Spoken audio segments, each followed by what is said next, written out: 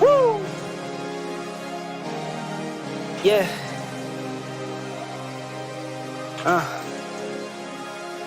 They say seeing is believing. I say moving is achieving. I'm just working off of this energy I'm receiving. And I be going hard until my lungs stop breathing and my heart stop beating. Until then there's no reason to be giving up. When I ain't feeling enough, yeah, I had to switch it up. Gotta have a bigger view when they say you ain't big enough. I expand a larger picture. Grow ingredients, put them together, make a mixture that creates a fixture for this here that I'm building. A warrior weapon is mine, that is what I'm wielding. I will win. Until then I keep delivering, keep the heat in the cold like a coat, so I ain't shivering, but still remembering that when things change, yeah, you have to adapt. And when that pressure bring pain, you gon' have to react. But what and when to do things, I couldn't tell you exact. But if you stay 10 toes, you gon' make it through that. True that, you probably say that you already knew that. I grab the ball and get it jumping and sweep up a few jacks. Really do that if you didn't know. This here is a give and go. Rapping and I'm gifted, but it don't come with a ribbon, no. But I still keep it present. I leave my residence kicking ass and taking names. I'm not running for president. My flaws are my flaws and my cause is my cause. I grind until it hurt, and if I need, I take a pause. I'm living life and making moves, don't follow all the laws, because them rules will put you in the box, just waiting to evolve. And I'm a man taking steps, putting in reps. I do what I do to make connect, call it finesse. While I'm on this road I navigate, that mean I address. And my GPS don't say I'm late, so I don't need the stress. I relieve the chest, breathe it in, breathe it out. Ain't no need to carry extra luggage when I move about. I pursue the route, I maneuver through the path, placing points up on the graph, calculating, do the math. It's a positive slope, I just hop in a boat and then I roll. Wanna see more, keep it on green, yeah, that's a go. Frequency low, oh no, I'm a high stepper. Give them the flavor with a pop, call it hot pepper. I'm a rapper and a rider, refuse to be the slipper, I would rather be the slider. They talking about the drip, but I'm a swagger made provider. Coming for the plate, I want the whole enchilada. Throw in a couple sides of self-sustainability, freedom and the energy to boost up my facilities. Healing and the nurturing, I'm coming for the remedies. Separate from enemies, increase the amenities, and add some better memories.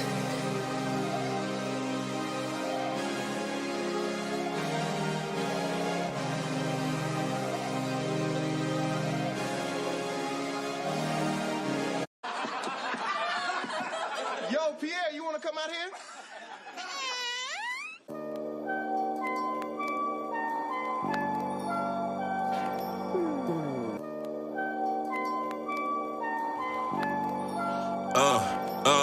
Yeah, biggest artist in the motherfucking metaverse. Watch me spit a better verse. How you better, you in hearse. You in clinic, now it's worse. Now it's just a gift and curse. Yeah, I been had the flow since I was like 8 and first. Remember I was younger, grandma said that I should start a rap. I started doing that shit, then everybody started stepping back. Where your weapon at? You gon' need that to combat. Fuck around and get broken down like a fraction and compact. Heard y'all still write raps where they do that at. Remember when I stopped doing that when I was young in this bitch? Music NFTs, you would've thought I would've invented this. Started on Cardano, now I'm cross-chain in this bitch. Shout out H-Bar, shout out Solana and Eve.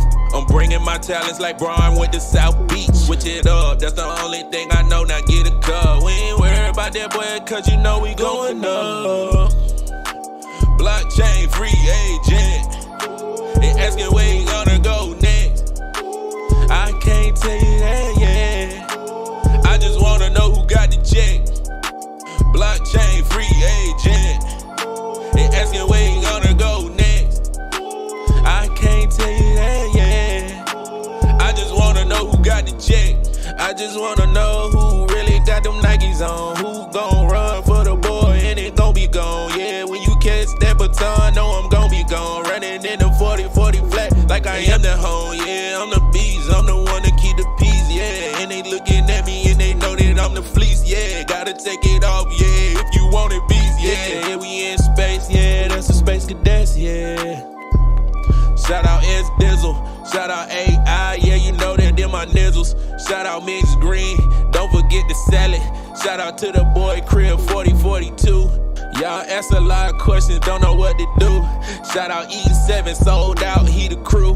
Yeah, that's the game. Shout out to Dilly Yacht. Y'all do a lot of hating, but y'all not really hot. Shout out to Holy Ben, shout out to Daily.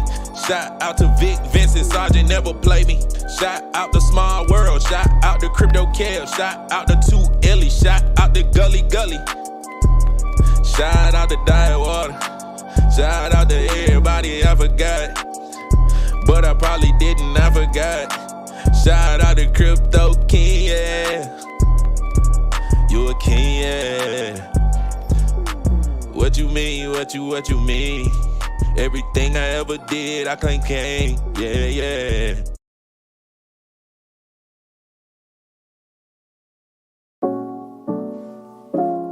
Hey.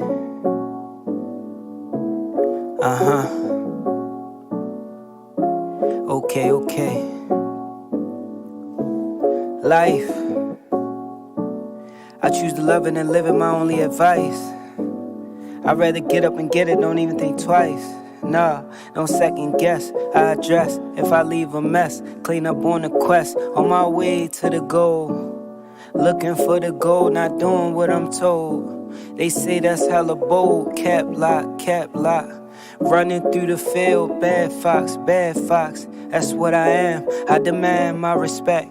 Give it up or I collect. I'm just sharpening the saw. Lay it down and I perfect. All the bullshit that I saw, I'm refusing to accept. So I had to cut it off, but sometimes I recollect about maybe this or maybe that. I don't really wanna waste your time and try to be exact. I would rather be relaxed, sit back and receive the facts. Meditate and take it in because it's all a part of life. I choose to love it and live it, my only advice. I'd rather get up and get it, don't even think twice. Nah, don't second guess, I address. Yeah.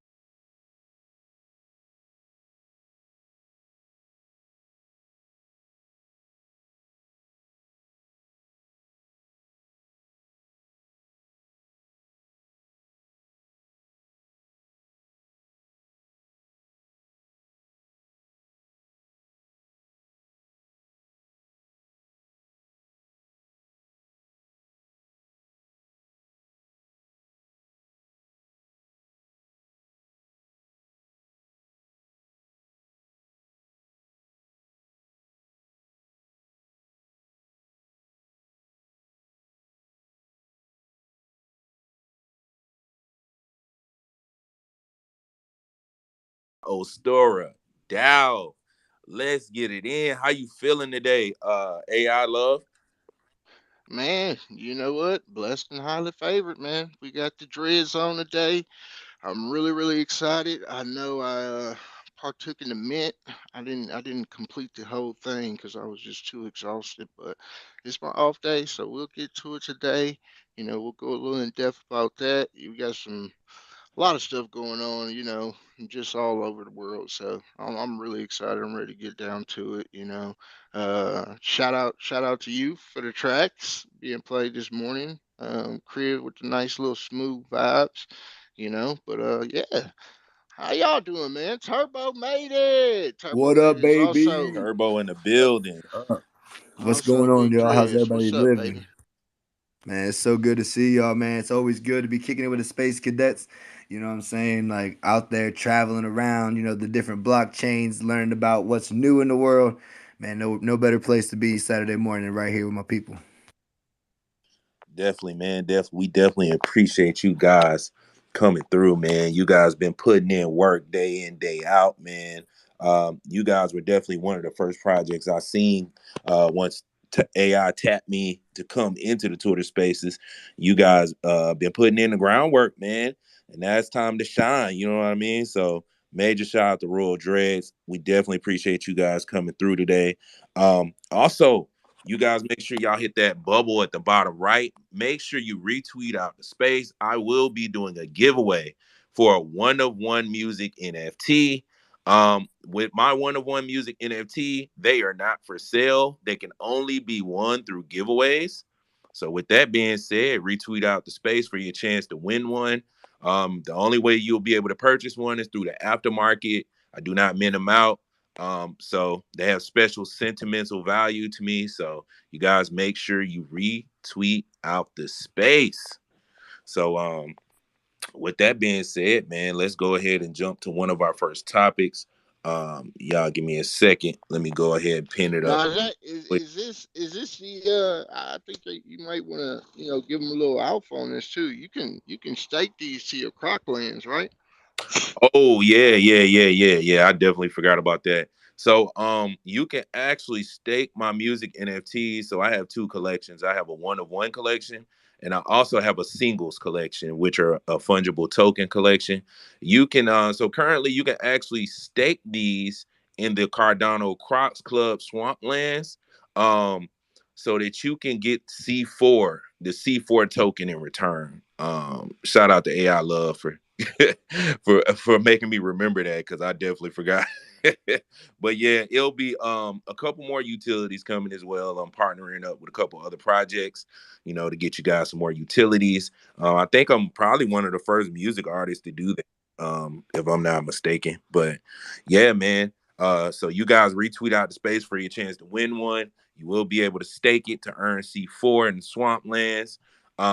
So yeah, with that being said, we're gonna go ahead and jump into our first topic. I'm gonna go ahead and pull that thing up, man.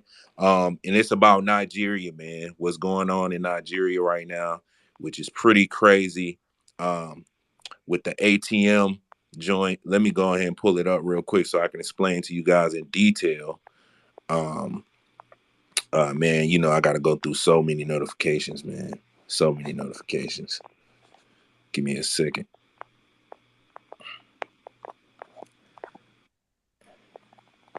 But do you got them in your DMs? Nah, I actually don't. I actually just tweeted them out so I can keep track of them. So hold on. They should be right here. I'm not sure why they not popping up.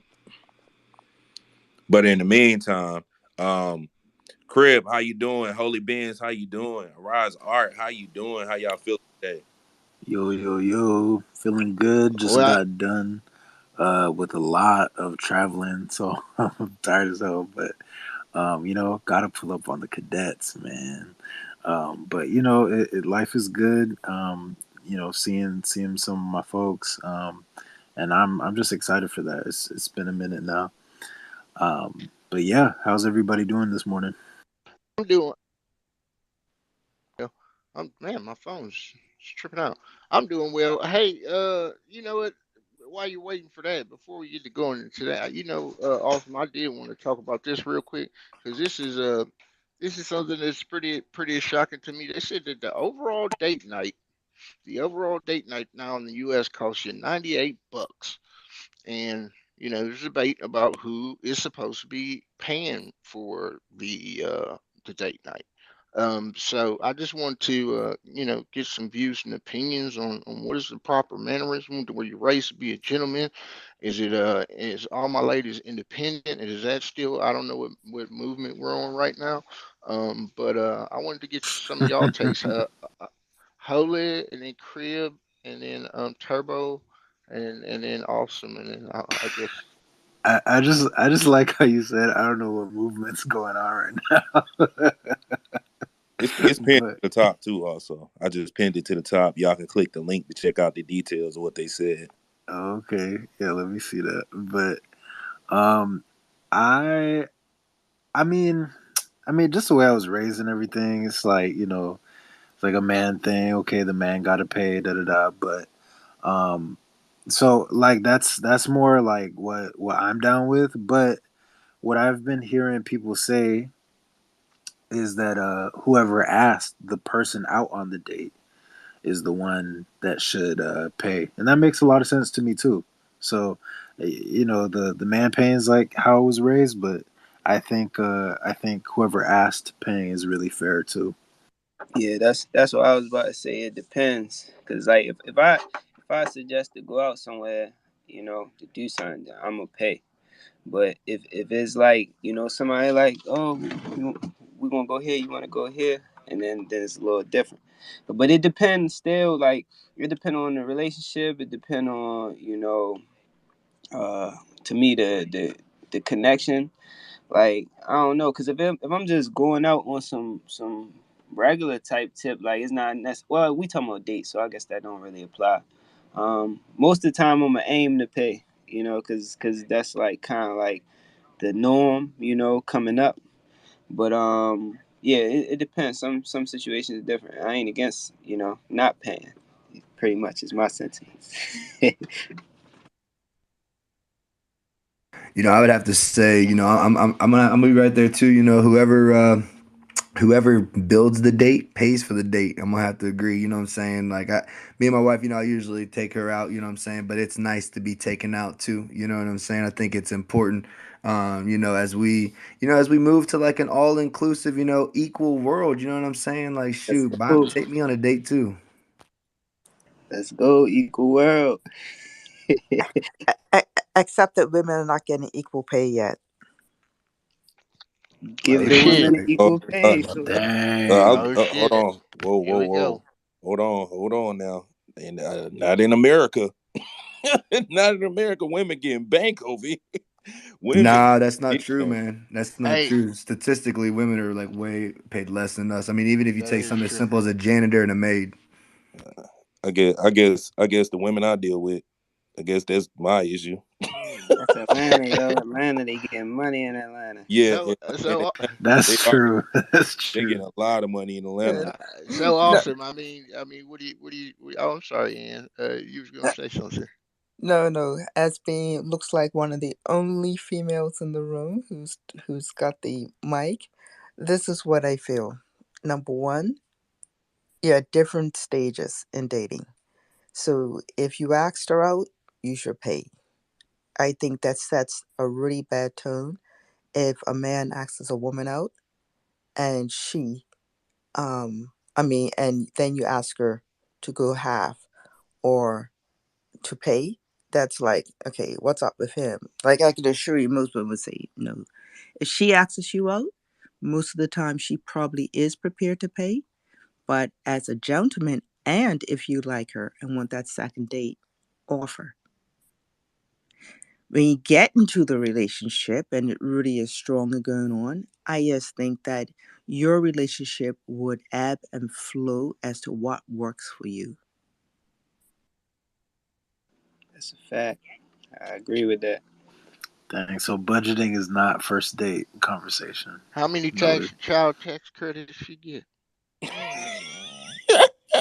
Hey, that's funny, man. Look, Hey, look, Austin. What do you got to say on this, man? well, for one, I will go ahead and co-sign that post and say yes, that is the average date. I took my wife out last night. It ran up to about $105. So yeah, this is fairly accurate, and it wasn't even like a super date. Like it was just a regular date. You know what I mean? Went to a bar, then went to have some tacos. But that's been like our average date price since. $100 tacos. Yeah, man. Hey, at Holiday Bar in Atlanta. If you heard of it, if you know, you know. But the tacos is very good. But yeah, man, about $100, normal. And that's been normal since me and my wife started dating. I ain't even gonna lie to you. Um, yeah, man. So that's normal. But as far as what I think, um, I always pay. Like, unless she offers to pay. Like, that's just how I roll. I kind of been like that for a while. This is how I was brought up. That way, when she offers to pay, it's like a pleasant surprise. You know what I mean? Like she'll just let me know, like, "Hey, I'm gonna get this," and I'll be like, "Oh, okay, that's good. That's good." You know what I'm saying? But unless she says that, I just pay.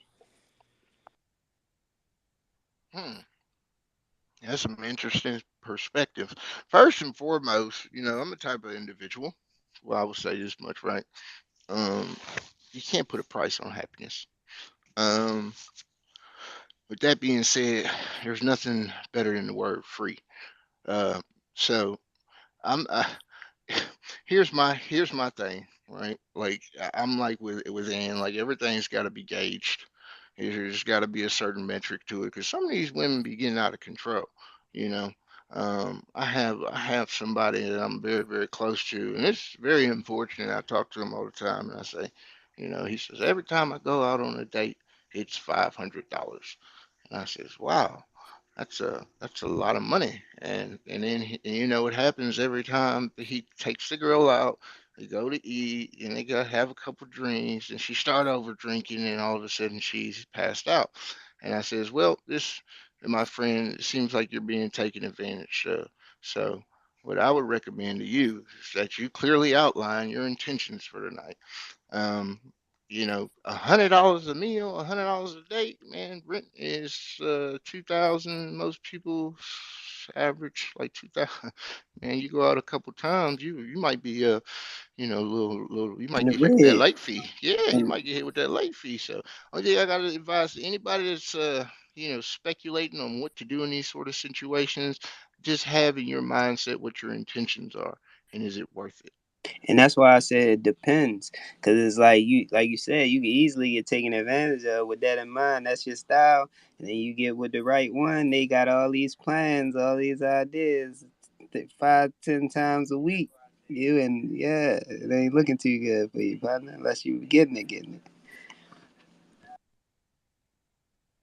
All right, Turbo. Yo, I just have to be straight up though. You know what I mean? No one should take dating advice or any kind of advice from Turbo when it comes to dating and stuff. Cause I've been married for 17 years, and like when me and my wife first got married, like I was like a gypsy, and like I just moved in with her after knowing her for like 2 days, and I was like, "Yo, do you mind if I stay here for a day or month or so?" And then we got married like 6 months later. And so we've been married for 17 years. It's been a wild ride. So I just wouldn't take any advice from Turbo Mate. Definitely do your own research. Nah, None of this Turbo. It sounds financial like we advice. Yeah, do definitely your own need to take Definitely do your your research. advice. own What are you research. talking about, man? You slid right in You there. You just gotta did do it your for own us. research on dating, bro. Do your own research. I ain't gonna lie, Turbo. I actually got a similar story, and I've been with my wife for 5 years. You know what I mean? I moved in with her. Like we started building, then we got a new place together. Like been leveling up ever since. So I actually got a similar story to you, Turbo, but it's less time. You know what I'm saying? We've been married three You'll years. get there. You'll We've get been there. together for a minute. He said you'll get there. NDA, no dating advice. And no Yeah, dating advice. definitely, Just do your definitely, own research. Probably definitely. can't even do your own research. You Man, probably look, be a I told my wallflower. I told my boy, I said, man, I said, dude, I said, you can't take dating advice from me, bro. I said, because the last time I was out chasing tail, my cell phone had an antenna on it. Like if you wanted to send a naked picture, it was $1.35 a text. You know what I'm saying? We just ain't living in the same world no more. That's all. And I want to say for the record that I would never take date advice from anybody in Web3 except for a few people. Vic being one of them for Space Cadets. Shout out to Vic. I would definitely take dating advice from you. Crib, I don't know. Crib it might be one of them. Dizzle, yeah, I'll give Dizzle a little break. Maybe Dizzle, awesome for sure. Awesome knows what he's doing. Turbo, yeah, no, I'm not listening to Turbo. Let me see. Holy, Holy. No, I'm not listening to Holy. He said, I'm "Holy, sorry, Holy. holy." Let me see who else. Mixie. I'm definitely not listening to Mixie. I'll get ran over. Shout out to Mixie. We're still thinking about you, buddy. Let's see who else. Can't Daily. keep Daily is running definitely not no dating advice away. from Daily. Nope, not gonna do that. Let me see. Who else? I would probably take dating advice from myself. Let's go. No, I'm being honest with you, man, because like Turbo attests to it. Weren't we just at a event IRL, right? And they said they're like, let's go to another party. What you going to all these parties for? You're not talking to anybody. So I don't. Why are we going to party? Like I'm talking, Turbo's talking. We're making connections. Like I don't know what you guys are doing, but I don't want to go to 1,000 parties. Yeah, Yo, that's what's good with this trade person? You got your hand up. What's popping? What What, up? what's up, Trey? All right, All right. we're gonna have to get you up out of here. Yep, Yeah, you about to get the boot. yep. You Got found it. out the hard way. Jim, Boot Jim, it. to everybody. Hey, you got that article ready? Awesome. The Nigerian. Come on, bro. He was in the conversation, you know what I mean? He was taking notes, you know what I'm saying? Awesome just ain't over there just, sitting in the host seat, DJing. you know? Bro, you know what time it is. So look, we got it pinned up. Let's go. Let's get it. So look, Nigeria to cap ATM withdrawals at $45 a day and push for cashless society. Right?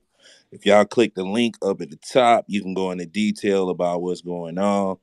But yeah, man, they're pushing for a cashless society. We all know this a push for the CBDC. Um, it's pretty wild, man. It's pretty wild. It's pretty fucked up. I'm not gonna lie to you. Like I kind of seen this coming. I already knew it was gonna be an aggressive push to get this cashless society going. But the way they doing it is kind of wild. It's like they didn't notify anybody. Like people just kind of woke up, went to their ATM, and they're capped at $45 a day withdrawal. So, how would you guys feel if you woke up and you went to go pay a bill? Because sometimes you need cash to pay certain things, right? That's a pistol push right there. Yeah, yeah. Like, so what if y'all woke up and you went to your ATM, you could only pull out $45 a day? Like, so But how do you guys feel about this, man? And what do y'all see coming?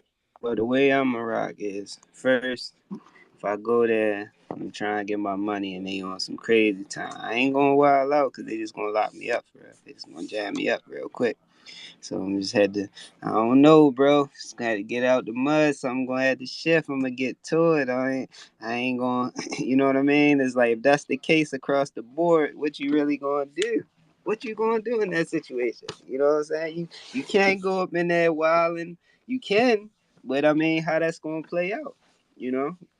That's a bad situation, bro. That's the thing we don't like to think can happen, but we see it happen. You know what I'm saying? Like this is an example. Like this is a case that at any period things seem smooth, things seem safe.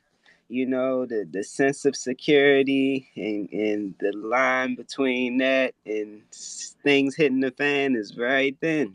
You know what I'm saying? The button just need to get pushed. So yeah, I don't know. I'm a maneuver. I'm an adaptive person. You know what I'm saying? So, I ain't gonna get all beat out. I mean, if my joint jammed up, I'm gonna feel some type of way for sure. But you know what I'm saying? Just gonna have to maneuver.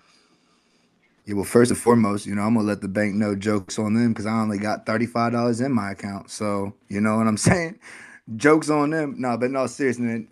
Like the thing about Nigeria, man, the biggest issue in this is the lack of education to financial literacy. You know what I'm saying? Like they haven't had a banking system. You know what I'm saying? And so there's so many things that we take for granted, what I mean, that they've never even gotten to experience. So now to be removing this whole, a lot of this away is really kind of frightening, just because, like it's wide open. And that's probably why they're starting. There's a lot of musicians coming out of Nigeria, a lot of art coming out of Nigeria, big industry. So that's a place that a lot of money is getting pumped into. You know what I mean? They don't pick these places by accident. They definitely don't. Holy, what's up? Yo, I just kind of feel like, at this point, based on the places that have implemented CBDCs so far, we just kind of have to assume, like, if your government is implementing something like that, then they're moving in like that kind of direction, like a control of some sort direction. And I mean that how I would feel, I would definitely feel very betrayed. Like especially if I'm a person who like, um, whatever country I'm from, right? Like assuming like I really love like my country and my folks that are in it and everything. I would definitely feel really, really betrayed. Yeah, that's so true, Jose. I was just going to mention that I think it has somewhat there's a convergence of factors. I believe. Yes, they want to transform over to a digital economy, but I think that whether you're in Canada, States, whatever country, particularly in a developing country, cash is the currency or it's what you use when you're definitely involved in illicit activities. It's a way to subvert the tax system And a country like that has such a big population, has poor efficiencies in terms of tax collection, has rapid inflation occurring. If you're able to limit people's access to cash, you therefore are able to start tackling some of those issues because you have transparency and you have the ability to track what transactions are doing. So, but it does these things, even though they may be nothing to do with digital currencies, they do lead to the mass adoption, which is works out good in the end. Yeah, that's one thing I was about to add, Roz. I was about to put it out there that hey, CBDC is its own thing. It's not attached to any blockchain or there's no tokenomics put out there or nothing like that. And while it may contribute to mainstream adoption, it is also going to do damage too because all the people that don't want to that's not questioning the process are going to be the ones that end up getting put into that system. You know what I mean? That ecosystem, which is kind of a fork in the road from Web 3.0. If these people want to trust their state officials and the government and all these different things, they're going to have to coincide with their laws and their rules and everything governing the CBDC. So it comes along with the territory of not wanting to claim your sovereignty. So I kind of seen this coming a while ago. And yeah, man, and also if they're already putting $45 limit a day on your digital currency out the gate, right? Imagine what they're about to do at the jobs, right? So that's so if you're controlling the money they're able to withdraw, you're also about to restrict and bottleneck the money that's going into the corporations that the people get by way of employment and income. You know what I'm saying? It's like they're bottlenecking both sides and locking you in this trap. And I can see it coming. But what's up, Crip?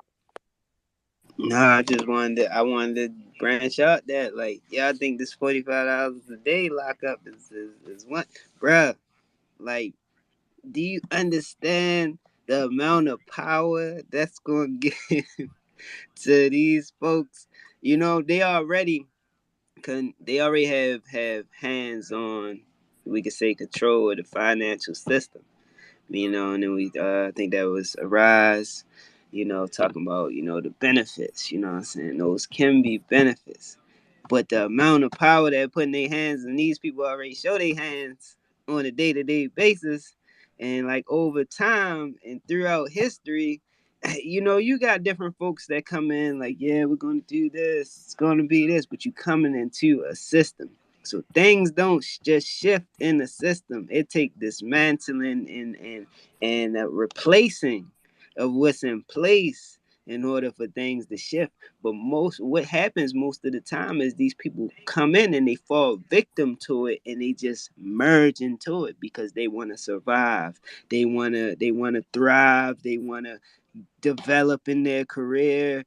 And you got people, majority of people in there that's in the shadows, to most of us, that's just like, yeah, you coming in with this shit not gonna fly. We're gonna let you paint this picture for however long, but we're gonna make things hard for you on the back end. You know what I'm saying? And you're gonna eventually not want to do that. So, yeah, me personally, I don't really see, you know, getting too tied up and wanting to utilize that. I ain't saying I would never use it. I might have a little bit of something, for certain specific reasons, but I'm not really like big on them CBDCs and like giving that power, because to me, that I think that like pushes like into dictator type shit, level of what is it, authoritarian government. So yeah, I ain't really with it.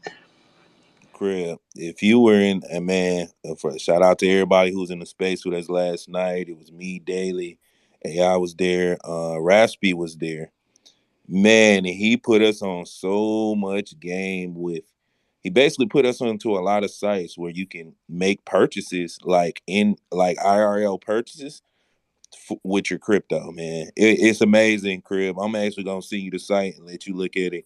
He had a couple sites, and he was putting people on the game, man. Like it was kind of like a peer-to-peer service, with your crypto, which is, that's what we seen, from the beginning. Once we seen Web 3.0 open up, we was like, oh man, peer-to-peer, no middleman. Oh shit, I'm all for it. You know what I'm saying? And that's really like what we seen in crypto when we seen it first pop off. But yeah, I'm more moving in towards that direction. So I'm remotely not interested in CBDC at all. Like I'm not even trying to rock with that joint, man. It's gonna come with so many stipulations, and bro, I'm telling you, and they gonna roll. And I already know what they're gonna do. They're gonna give it to the public, and then after a little time pass, then they gonna add on the regulation after regulation after regulation, and people gonna be like, "Whoa, what happened? I thought this was that," and it's like, no, it's something completely different now. And they're gonna lock you in a situation where it's gonna be too late to go into Web 3, like because people gonna go into it blindly, and they gonna be harping on that. So Dang, thinking it's like American Bitcoin or something, what or you whatever country it is. you said what about American Bitcoin?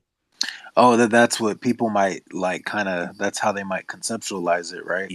Yeah, So it's like they get that same decentralized narrative, but they're like, "Oh, it's just like my government's helping me do it." Great. Yeah. yeah, they wild for that, man. They Yeah, said no one ever.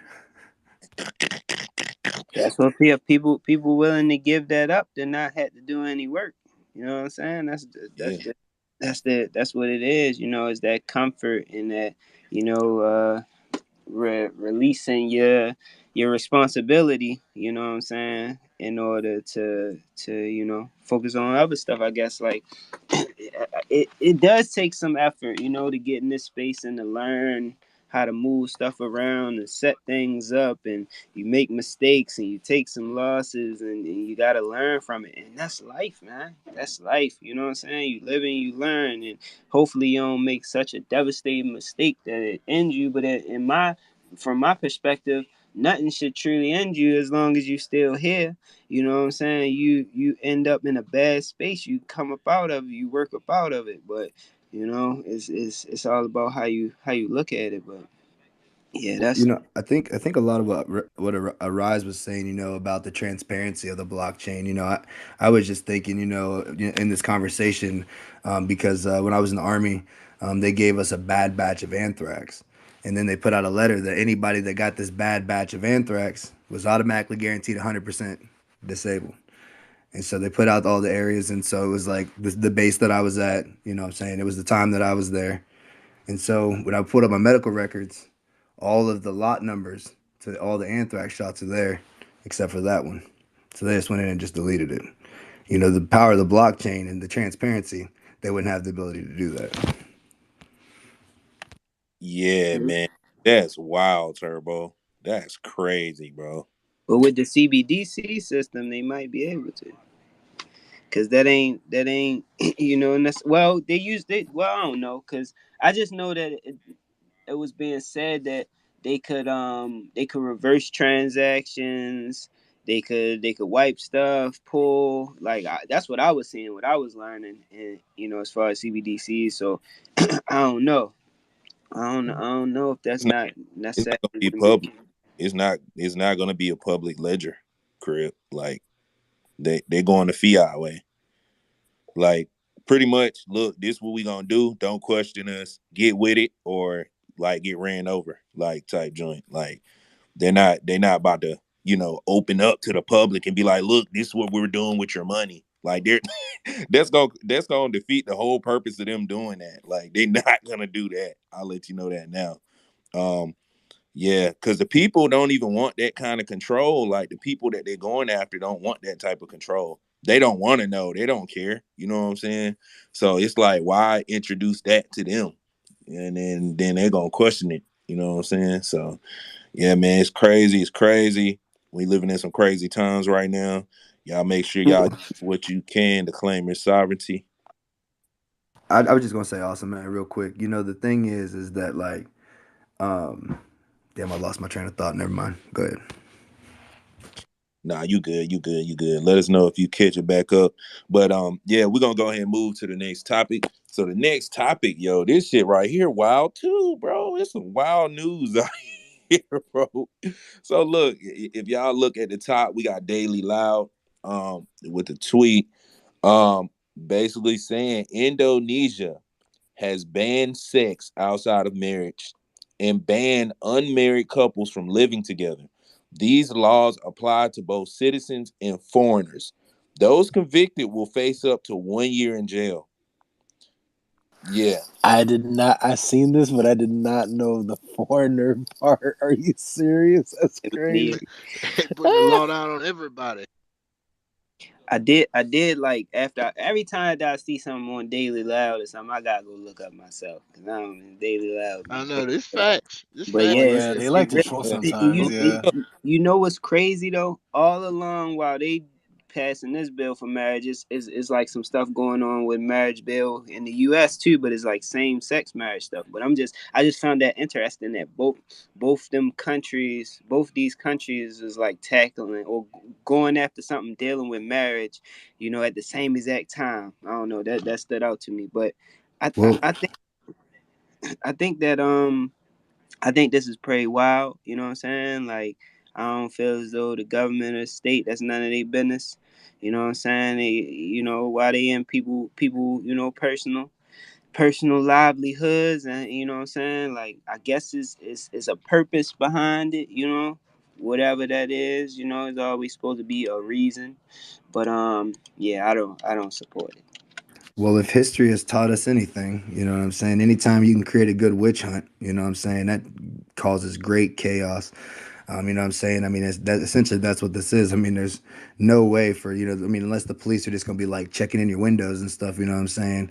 It's just an opportunity to cause more distress and more chaos, you know, inside of a society. Uh, it's quite disturbing that this is still able to go on, you know, in 2023. They Human gonna rights. they gonna have the sex unit. The sex unit gonna be wild. Man, Pulling and people Ice-T, over. Ice-T is going to be in charge of it too. You know what I'm saying? That definitely sounds like an Ice-T show, man. He does that in every movie. Hey, y'all having unmarried sex up in here? Y'all having unmarried penetration going on in here? Not today. Y'all getting your little asses to jail. Bro, imagine just getting it in and they just bust down the door and just boof. Whole raid squad. Man, that's crazy, man. Yeah, They man. treating unmarried sex like possession of crack cocaine. That's insane, bro. Like, They say what? they giving you a whole year. A whole year. A year. A Taking year. your freedom They for a try year. they like, man, the United States doing all these prisoner swaps. We need to get in on the action. All right. But what kind of sex is happening in the prisons, though? Right? Hmm. Right, what are they gonna do Hmm. about that? Wow, That's crazy. They wow. go to prison in the prison. Solitary confinement. You imagine saying some what you in here for? Murder. What you in here for? Having sex. Not a good Man. look. 'Cause you know them prisons ain't got no segregation. They ain't got the tech like we got to keep the keep the bad guys. You know how they tear you off. Yeah, over here in the states, they'll be like, "Oh yeah, you're non-violent. You're a misdemeanor. You go over there." Man, over there they ain't got that system put in place. I just want to be in the meetings with the people that come up with these rules, right? I mean, just I just want to just hear that, like, you know what? I'm done with unmarried sex in this country. Period. 1 year lockup. Like, sheesh, what is going on in your life? Right. My man is pissed. Whoever introduced that bill is hurt. I don't know what's up with him. It very hurt, but I mean, obviously, there's some kind of agenda here. They obviously trying to, you know, put their citizens or society in some kind of situation to where I don't know, man. I don't know what the fuck they trying to do with this one. I ain't gonna lie to y'all, bro. Like, Lock up political Nah, opponents me is neither. probably what it's for. To lock up political opponents. Huh. You know what I'm saying? If you get married and you don't have sex with your wife for a year, should like one of them go to jail? How does that work? No, Nah, you're married, so you're good. In No, I fact, what they I, that was encourage it. well, your fault. yeah, what I was I saw saying, yeah, right. That would suck. I, You know what I mean? I saw something, and I think it was in Japan. I didn't look too deeply into this one though, so I don't know how true it is. But they were saying somebody was running for like whatever political position, and their whole thing was to it was something about if the partner wasn't having sex with them. I don't think it was to lock them up, but it was something along the lines of it should be legal for them to step outside the marriage or something like that. It was look it up. It was in Japan. Try use what I'm saying and look into it. But I saw that once online. I don't know how true it is though, but I just thought about it when you said what you said. Yeah, man. And another thing I want to say too, y'all be on the lookout, man, because usually the crazy stuff that happens starts on the east first. It starts in the east, and then it slowly migrates itself over here towards this direction. What's up, Turbo? I just also wanted to pose this question. I mean, hypothetically, you know, what I mean, did monogamy slow down our evolution? What do you mean by that? Well, I mean, just only having one partner. You know what I'm saying? Like, I mean, we don't. I mean, how do we pick our partners nowadays? You know what I'm saying? Like, I picked my partner. You know what I'm saying? She was good looking. You know what I'm saying? She had a car and an apartment. You know what I'm saying? But like, you know, before, like, we had to, you know, like when we picked our partners, like, yo, we had to be in this thing together. Like, we had to work all day to survive. And like, if you couldn't carry your own weight, you know what I'm saying, you didn't get married. You know what I'm saying? And if you could carry more weight, you know, then you often got married. You know what I'm saying? So I'm just saying like where we are now and all that. But you know, I see what you're saying. I think you're saying does the need to get married so you can have sex and be socially like sanctioned for all your sex if you're married? Does that need to get married that make people hook up with people who weren't good evolutionary matches for their culture or for their community and just try to get somebody that can marry as opposed to picking the best person or waiting to the best time for them to pick on a spouse? That's a legitimate point. Yeah, that's super legitimate. I don't know. That's a That's great question. interesting. Yeah, that's interesting. Well, you said monogamy specifically, right? So, I mean, if we're assuming, right, that we were in like more polygamous relationships back in the day, then yeah, I would think that that is optimized for evolution because it's just like more kids are being had and more like preferential like genetics are being selected for. I think we had. I think they shifted more toward. Is it possible? I don't know if it's true or not.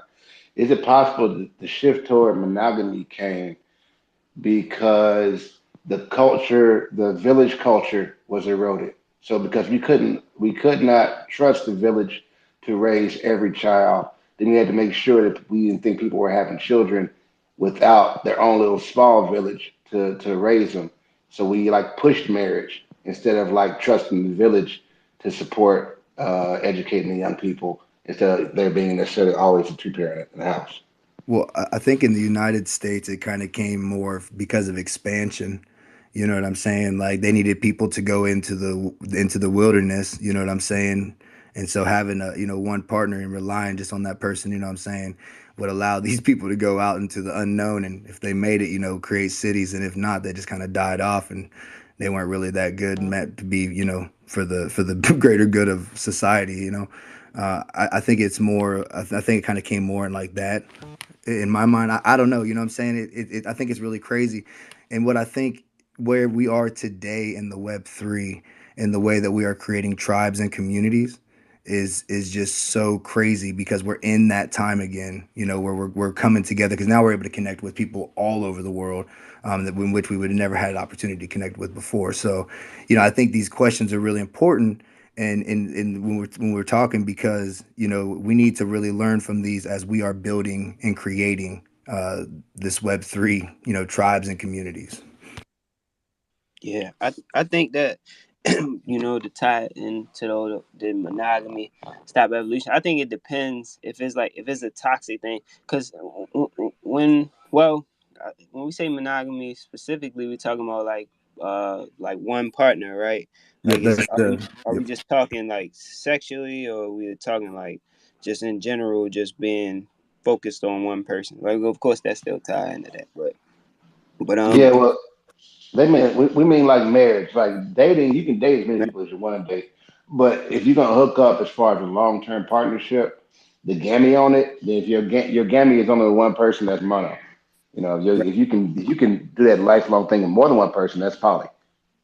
Yeah. All right. So I do kind of think that, I mean, in a way, it kind of hinders evolution, because like, if you connect with someone and able to build with someone, you just have that natural like link up with a certain type of person, but you didn't meet them first and you with someone else. Now you can't really connect or build with that person, because in the current state society mind is like you stepping outside. You're not supposed to be building with this other person. You're not supposed to be doing anything with this other person. You're supposed to focus on your marriage and your relations. Like, maybe connecting or building with that person brings something else into fruition that's like needed or something in the world. Like, this like my view, like in terms of looking at what you're saying. Like, so I do think in a way it does. And the whole, I don't know, of course everybody doesn't naturally fail to do that, you know what I'm saying? It's kind of more so like you accept it, or you feel forced to, like, conform, like, focusing on that one person, or well, I ain't gonna say everybody, but it depends, I guess, what the person wants. But um I think that it definitely does close some door. It can close some doors in a sense, if that makes sense. But yeah, that's my take. I think, man, for me, because I've spent a lot of time thinking about this, and the place that I came to is this, is that sex isn't love, and love doesn't mean sex. You know what I'm saying? And so many times we get wrapped up in that love, in that monogamy means only loving one person. You know what I'm saying? It's literally the practice of having a sexual relationship with this person. You know what I'm saying? Once we get out of that state of understanding that I can love someone of the other sex, I can love them greatly. You know what I'm saying? The line gets crossed at sex. And so, I think that, hopefully, moving forward, that more people move into that, forward thinking, because, man, there's a lot of great relationships out here. Yeah. I agree with you. Go ahead. I was about to say, like, Turbo. I mean, it's very ironic because we got a lot of musicians in the building. I think a lot of that has to do with music, man. Music and movies and programming and things of that nature. Like, for instance, we got Future. You know what I'm saying? Future's a prevalent artist, and that's all he talk about. Having sex with one girl and moving to the next. You know what I'm saying? That's like kind of how, like, his culture. Back in the day, back in the '60s, back in the '50s, we had more artists talking about love, right? um on their platform and dedicating music. Like, even the men used to make music about women, and the women used to make music about men, like, straight up, like, talking about love and being in love and how it feels. And you know what I'm saying? And then once we start getting into the late '70s, '80s, then it start being about heartbreak, like, kind of like that heartbreak music, and about having a heartbroken. And that kind of condition and program people to be scared of love and scared of being with the opposite sex. And then they continued on. Then the Well, 90s, there was 90s some. I booty. want to jump in real quick, Austin, if I can, because then there's something really crazy that happened too, right? Because when we got into like the 70s and the 80s, right? Like the men started like wearing long hair, they started wearing makeup.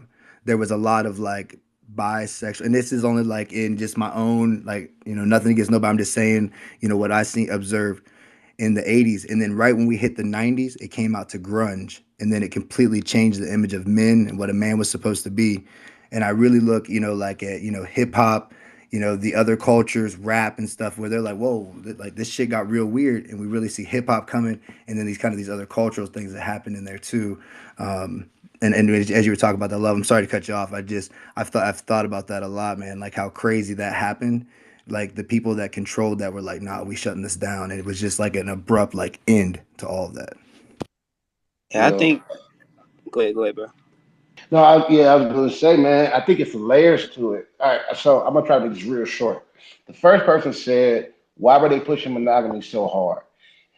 I think it's a legitimate question. The reason why, because biologically, it's easier for the human race to reproduce a woman than it is a man. Statistically, you're always going to have more women than men because the default of an embryo is a female unless the chromosomes are there that begin producing the testosterone that makes the ovaries drop into testicles, right? So if nothing kicks in and everything happens as it normally would, you would always end up with a female, right? So that extra Y chromosome kicks in, and we get the gonads or what have you. So that's the first thing. So there were always going to be more women than men, which meant you could never ever have a worldwide global society that was a one-to-one relationship between women and men, and everybody be happily married. The math wouldn't have worked out. So somebody was going to have to double up at some point, regardless, or just be alone for forever. That's my first point. The second point is somebody says, "Is it the music?" Yeah. All right. So when we came over here, we were stripped of everything, and the Africans were denied the validity of all of their cultural religion, all their culture, and on all this value and tradition. They were told this is it's savagery. Y'all ignorant with what y'all doing. It's third world. We don't respect that. We advance. We're elevated. Come get our new way of thinking, right? And this monogamy is really more of a Western construct, but I'm gonna table that. So our culture was dismantled in a sense and or disregarded. And we've been trying to rebuild our sense of self and people and culture ever since. We used our music, and then they bought our music out. We built Black Wall Street, and they burned it down. And each time there's an attempt for us to construct our own narrative and build our own value system in the community, something goes awry. Our black leader gets assassinated. Something always happens. My last point I bring that to is hip hop was born with us. A lot of music genres were born with black people and then got co-opted into something else. You've seen Cadillac Records, you know how that goes. Um, so we have the innate ability to generate culture.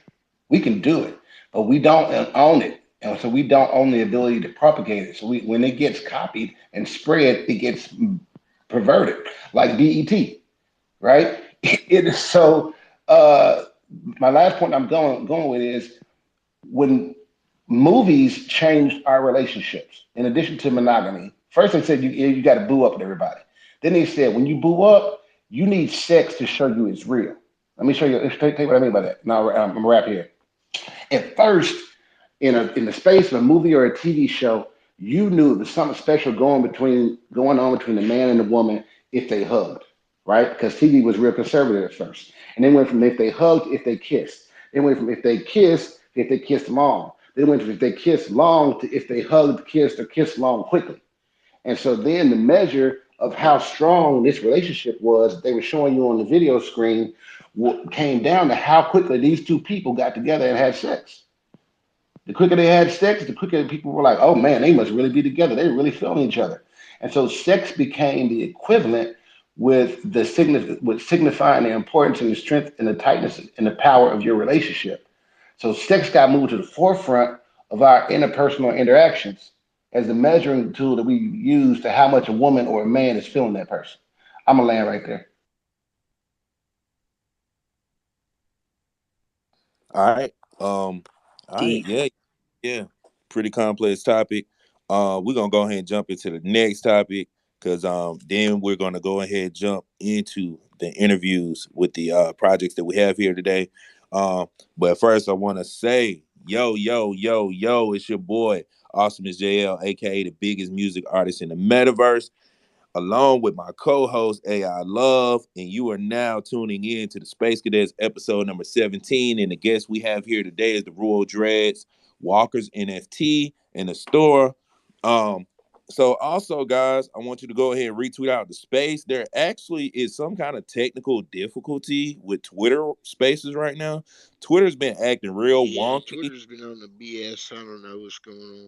Yeah, so right now, currently what's going on is people are not able to get in this space. some people are saying that it says the space ended. So I was looking around like what's going on because I ain't see a lot of people. I think Dizzle just got in here and Dizzle was saying that he was having an issue too. So yeah. So y'all do me a favor, retweet out the space for your chance to win a 1-of-1 music NFT from your boy Awesomeness JL. But with that being said, we're gonna go ahead and jump into the next topic. You know we're not gonna fret in the face of adversity. We're gonna go ahead and keep it moving. So look, let's jump into this next article. And this next article is actually interesting, very interesting to me. The reason why it's interesting, right, is because if you guys caught that space, right? So there was a mega space the other day. Supposedly, it was a Wob space. Wob is another a guy that pretty much came from ETH over to Cardano to talk about his project, and supposedly it was supposed to be an Algorand space. Algorand and VeChain space, but it ended up getting hijacked by yours truly, Charles Hoskinson. He came into the building, you know what I'm saying, laid down the laws, Laid down the laws, he ran circles around him, broke down the signs, broke down the everything. Yep, he sure did. You know, left a lot of people speechless. And now it becomes a battle of, oh, who has the most money, right? And I think that that's the prime. That's what I took away from that. It's like, oh, well, why are you on Ethereum? Oh, because I got more money over there. Okay, all right. Um, so one of the topics they were talking about was actually gaming, right?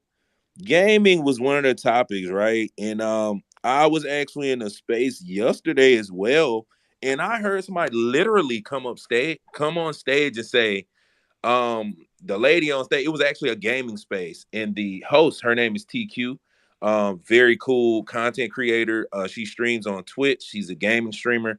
um she asked one person, how long have you been on Cardano and why did you come to Cardano? And the lady came on stage. She said, oh, I just joined Cardano 2 weeks ago and I came in for the gaming. And like that kind of blew my mind. I'm like, whoa, Cardano's known for gaming now. So with that being said, this next article is Earn Alliance announces 4.75 million seed raised to aid in the adoption of Web3 games. And this is actually a Finance Yahoo article. Um, are we getting there, guys? Like, is it time for a boom in the gaming sector? I've been hearing a lot of people talking about Web3 gaming. Um, are we getting there? What's up, 74K? What you got for us today? I do believe we are getting there on the mainstream part. I don't know if anybody caught where Epic Games showed their new what is it, battle royale they're coming out with called Grit, GIRT. It's practically a Western Fortnite, but everything's on the blockchain. really? Oh wow. Yo, my guy It's 74K is super covered up though. Like it was huge announcement, but it didn't go anywhere because nobody wants the Web3 gaming to pop off because but when it happens, the ecosystems and games will be GDPs that will blow everything away. Like everybody will be gaming and making money, so there will be no such thing as not having money. 74K is interesting. You said that, right? I actually ran into a Binance project that kind of has a similar wave, right?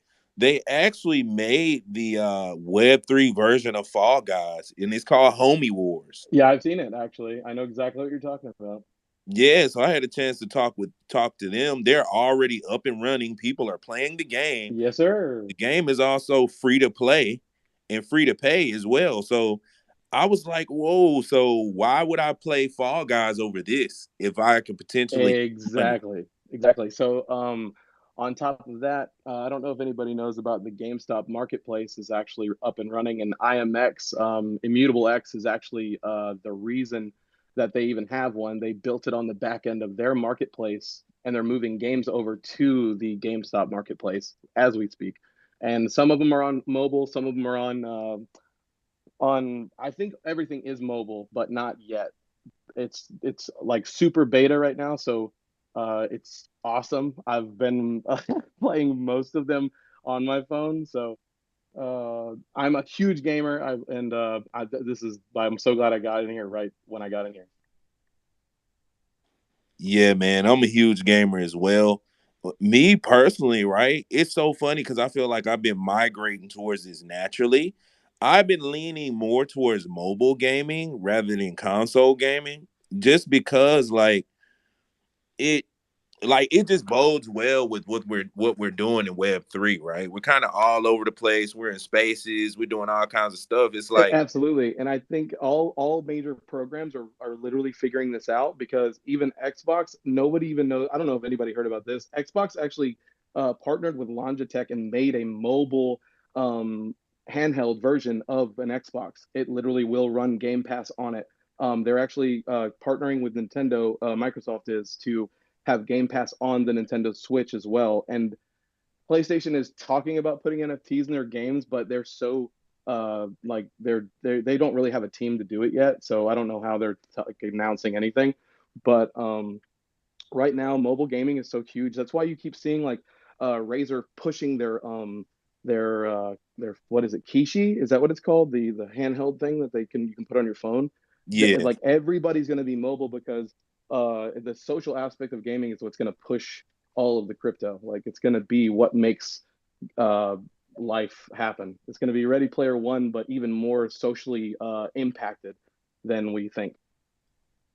yeah, yeah, that's very interesting. And I was actually telling someone in the space yesterday. I was like, you guys know that you don't have to buy consoles no more, right? When you talking about Xbox Game Pass has a cloud version, right? And you just pay, I think it's like $20. No, it's $15 a month for Ultimate Game Pass, and I have it on my phone. I play Halo. I play Halo on my phone with my friends, like while I'm in Miami, because I can't play on my Xbox. Yeah, all you gotta do is pay for that service, and you get access to a whole bunch of games that you play on Xbox, but you can play them on your phone. It's crazy. Yep, I got it. Yeah. Mobile gaming is definitely the future, man. I'll say that much for sure. As far as Web3 gaming, I mean, the development, I guess the money it takes to put it in there for like the metaverse. But me myself personally, I just really, I think metaverse is just a misused term, and it should just be more or less focused on just gaming in general. Um, I don't care if I have to use a DApp connector for JPG, right? So I feel like it's the same way with crypto.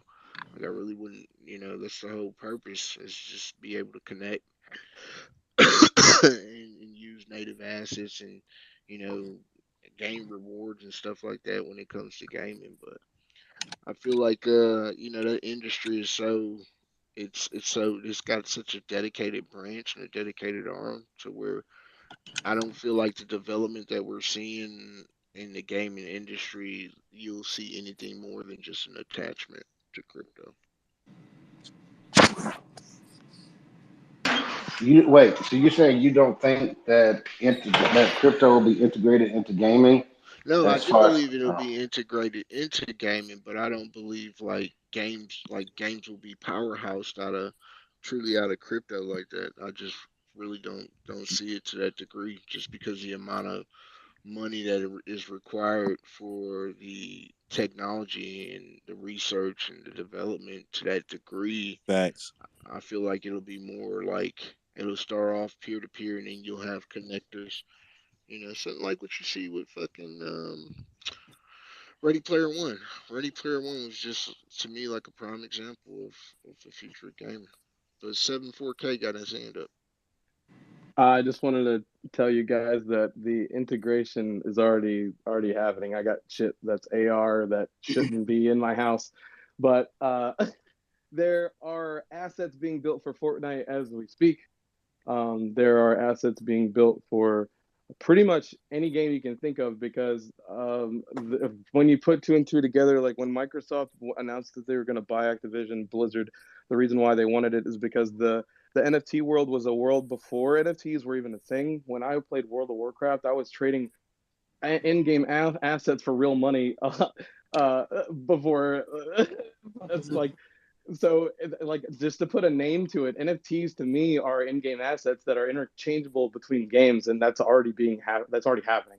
I have them in my wallet, in my GameStop wallet actually.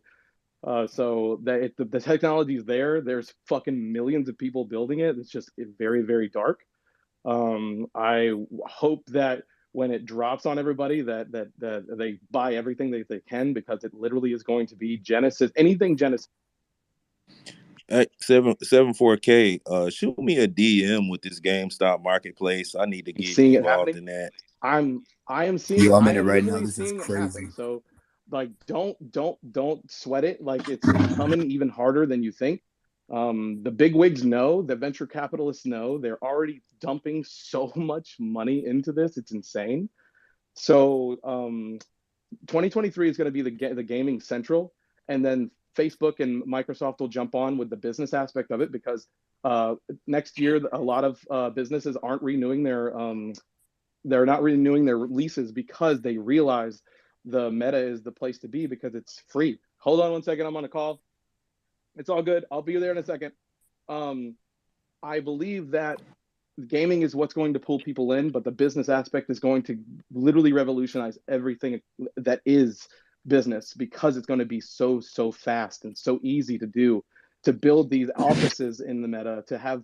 Why do you think that Meta came out with the AR version so fast? Because it literally will be that will be the next office. It won't be out go get like the reason it too is because our outside world is becoming so expensive to maintain that making everything digital will be the wave to make it sustain. Sorry to go That's on a a great. tangent. I love you guys so much for Nah, bringing me up, and I'll shut up now. And I'm probably gonna dip out after I stop talking. But Crib, I'm following you because I love that you have like a whole another way of looking at it. And thanks. All right, 4K. We're gonna go to 2 Illy. What's good, 2 Illy? How you feeling, man? What's going on? How y'all doing? How y'all doing? you Illy. Doing What's the great. word? What's the word, guys? Hey y'all, what's going on with you? Hey y'all, every time I try to holler at AI don't be showing me no. Hey Man, AI, ain't I'm nobody about to trying to come hear down that. to Florida right now, I'm man. Mr. God damn. Love, man. Stop tapping in your rapping. Anybody, God, I look, done man, you sent. got to tap into Chris Craig, tap into Darden, tap into Turbo, tap into Crypto Cat, tap into all my guys. I'm gonna tell you, man. Oh, Oh, hey, anybody, tap into Don't Simple try to the send me to Flipper. the I'm about to assistant. Simple book tapped me a in with flight to you. Miami, man. I'm coming down to go check AI, man. Say, man. God damn, man. But now I That just wanted to man. speak on. What's up? What's up, Kurt? I was about to say that man said talk to my assistant. No, I'm just saying. I'm just Hey, look, I done shit. sent Might be AI like, happy birthday DMs, all kind of shit. He ain't here. I'm like, Man, God damn, I'll what's be up, all bro? over the place, man. I ain't gonna lie. I'm gonna No, I'm speak just messing. I'm just messing with you, AI. every I'm just messing with you, bro. much But love, my brother Tulin. Hey, you know what? You are the silent space cadet, man. Hey, everybody, give a fucking Thule a round of applause right now, damn it. You know what I'm Now saying? you Let's hey, give him a round Crib, of hey, applause. Crib, We got, What I tell you, Crib? What I say? I said I'm this space cadet that's on stealth mode. man on silent stealth mode with assassin. the most alpha, and he drops the most alpha too. Like when Thule drops something, you know it's big. What's up, man? But nah, I just wanted to speak on just like the mobile aspect. I was on YouTube or whatever, and I had seen something where it was like a little homie. He had the Matin app downloaded on his phone and shit. And I guess where he was at, they didn't have the console. So what he did was he hooked the phone up to the TV, and somehow he had like a PlayStation remote control, and somehow he connected it to his phone, and he was playing Madden on the TV through his phone with a damn PlayStation controller, and his homeboys was clowning him. You know what I'm saying? But I'm looking at the video like that's pretty dope. You know what I'm saying? So just speaking on the mobile gaming aspect of things, I just wanted to throw that out there. Oh yeah. yeah, consoles are out of there, man. That's without a doubt. Like it's not even really like you said. If they're not using it right now for Xbox, then like it's just wasting production in my eyes, right? And it's all business is all about low overhead, high profit, right? So the lower the overhead you have, and the higher the profit you have, the more profitable your company is. So If you can and do away with manufacturing costs, why even manufacture a console? That's so predated. And I said that a long time ago when I built my first computer. I was like, this shit don't really make no sense because like the graphics cards are 10 times more advanced than computers, and you can upgrade them and everything. You can store more memory.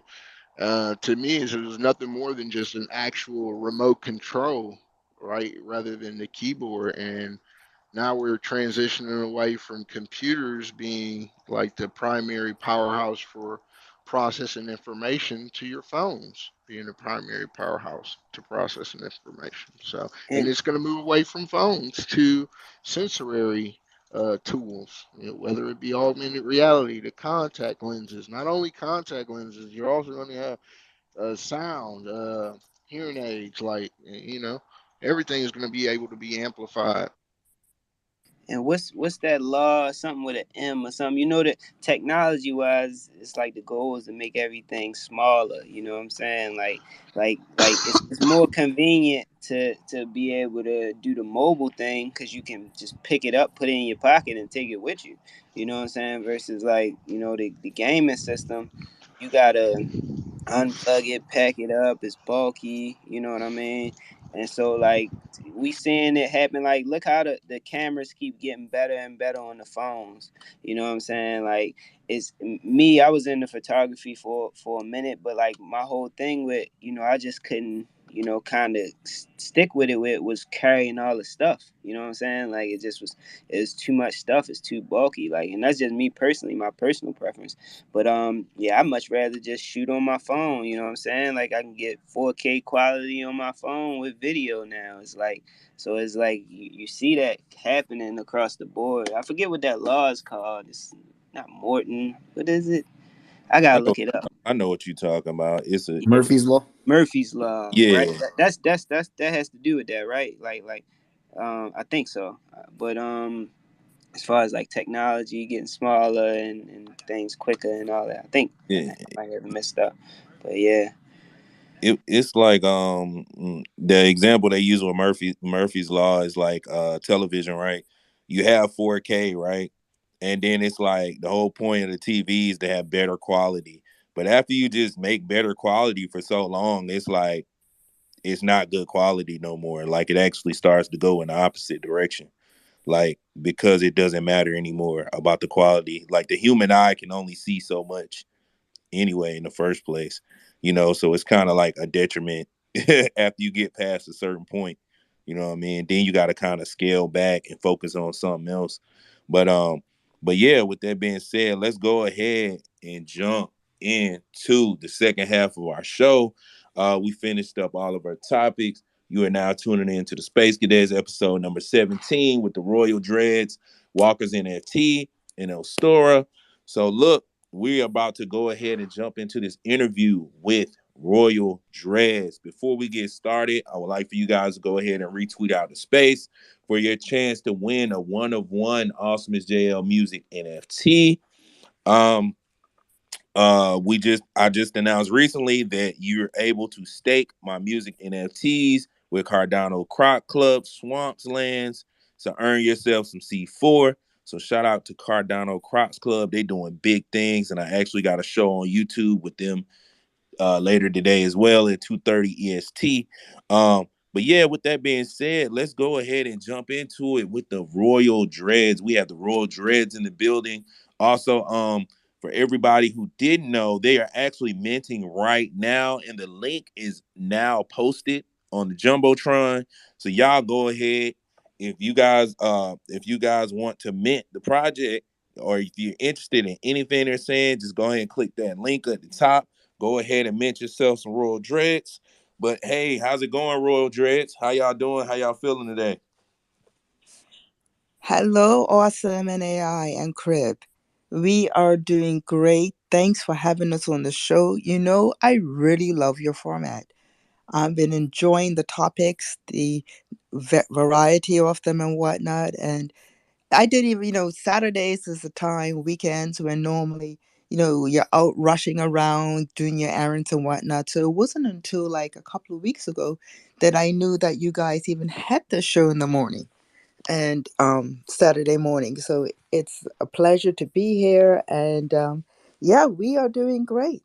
We are doing great. We're the minting it has started, and it's so much fun seeing the joy people are getting from actually having the experience of after they mint being able to go and design their royal. And up here with me today, I have Turbo, who's our community manager, and so much more. Holy, who is our community activator, and he's been with us since almost day one of us actually being active in the space.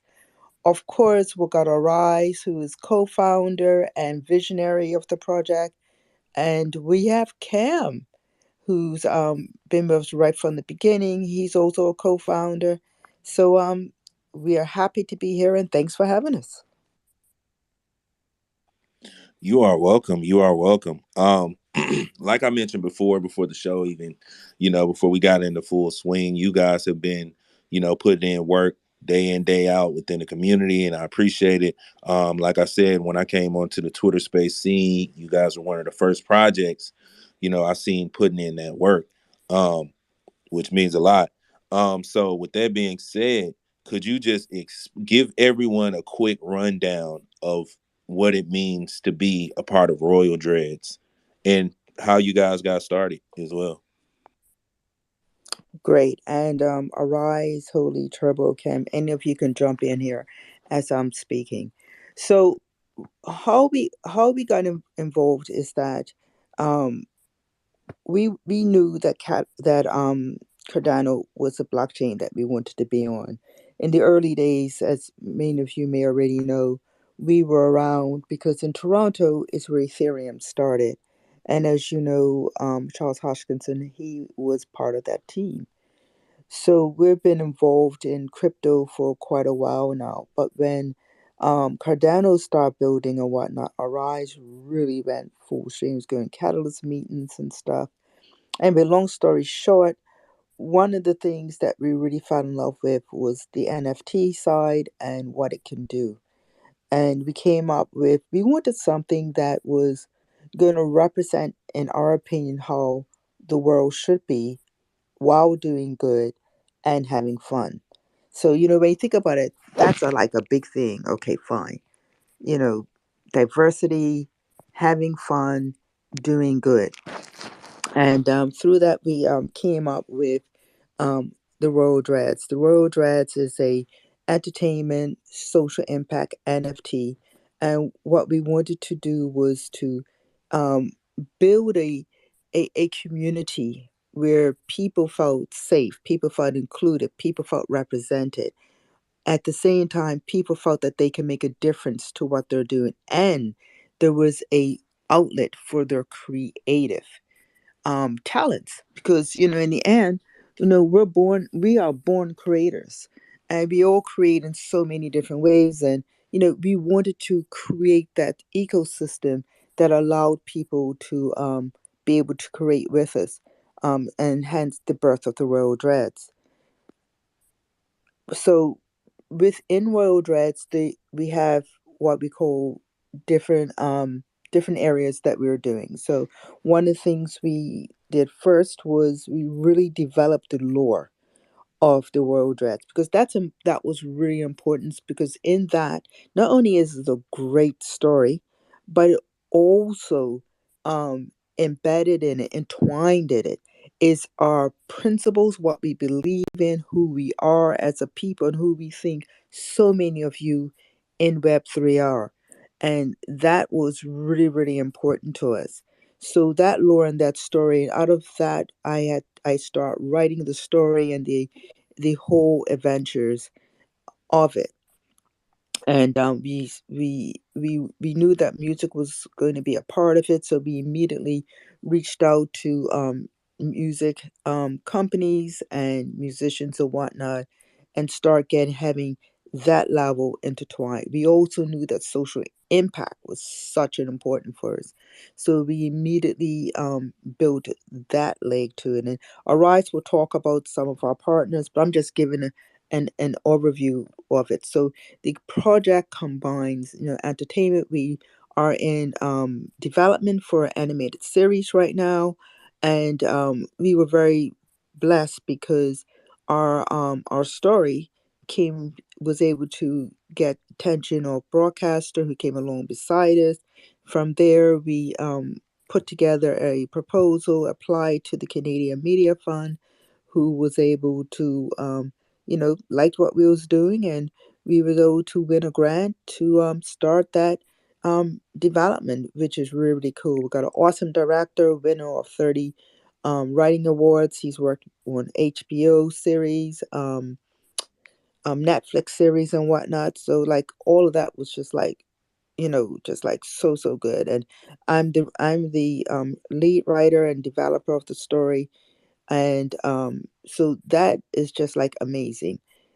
On the music side, we have Chantal Lane, as many of you know. She's a Grammy nominated singer and songwriter, and her songs "Impossible" and "T-Shirt" are like anthems that most of us rock out to. Even now, you hear her music is fresh. She also is the biggest female star and first to actually put her music on Web3. So she is a pioneer in the industry. She is extremely genuine and wholesome. She's had a strategy and music in our project. So part of the project, we are writing the score for the Royal Dreads, but also we got some really neat collaborations that we are going to be doing with those who are part of the Royal Dreads, working with her to do some great collaborations. And Turbo will speak a lot on that, as will Arise and Holy. And then I should say also, she's written for such greats as Rihanna, Bruno Mars, Pitbull, Akon. I mean, the list just goes on. So, we this project is like really about our longevity of vision. We Arise and I, when we sat down, we weren't building the Royal Dreads as something that is, um, here just for today. We sat down and we thought of the long vision, how to build a company that will outlast us.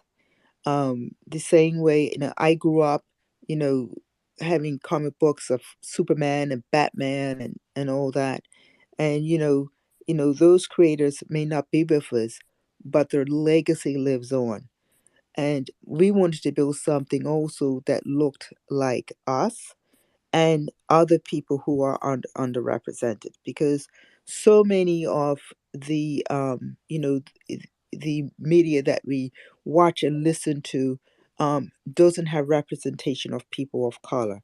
It doesn't have big representations of women, and doesn't have big representations of non-binary people, etc., etc., etc. So we wanted to build something that was inclusive, and that's why even with the design your own, we've put the power in your hand for this first 1,000 OG series, that you can build your world dread to look like you. That's That was amazing. right. Um, what was that? Oh, I'm sorry. I heard somebody talking, but I didn't see where. Maybe I was tripping.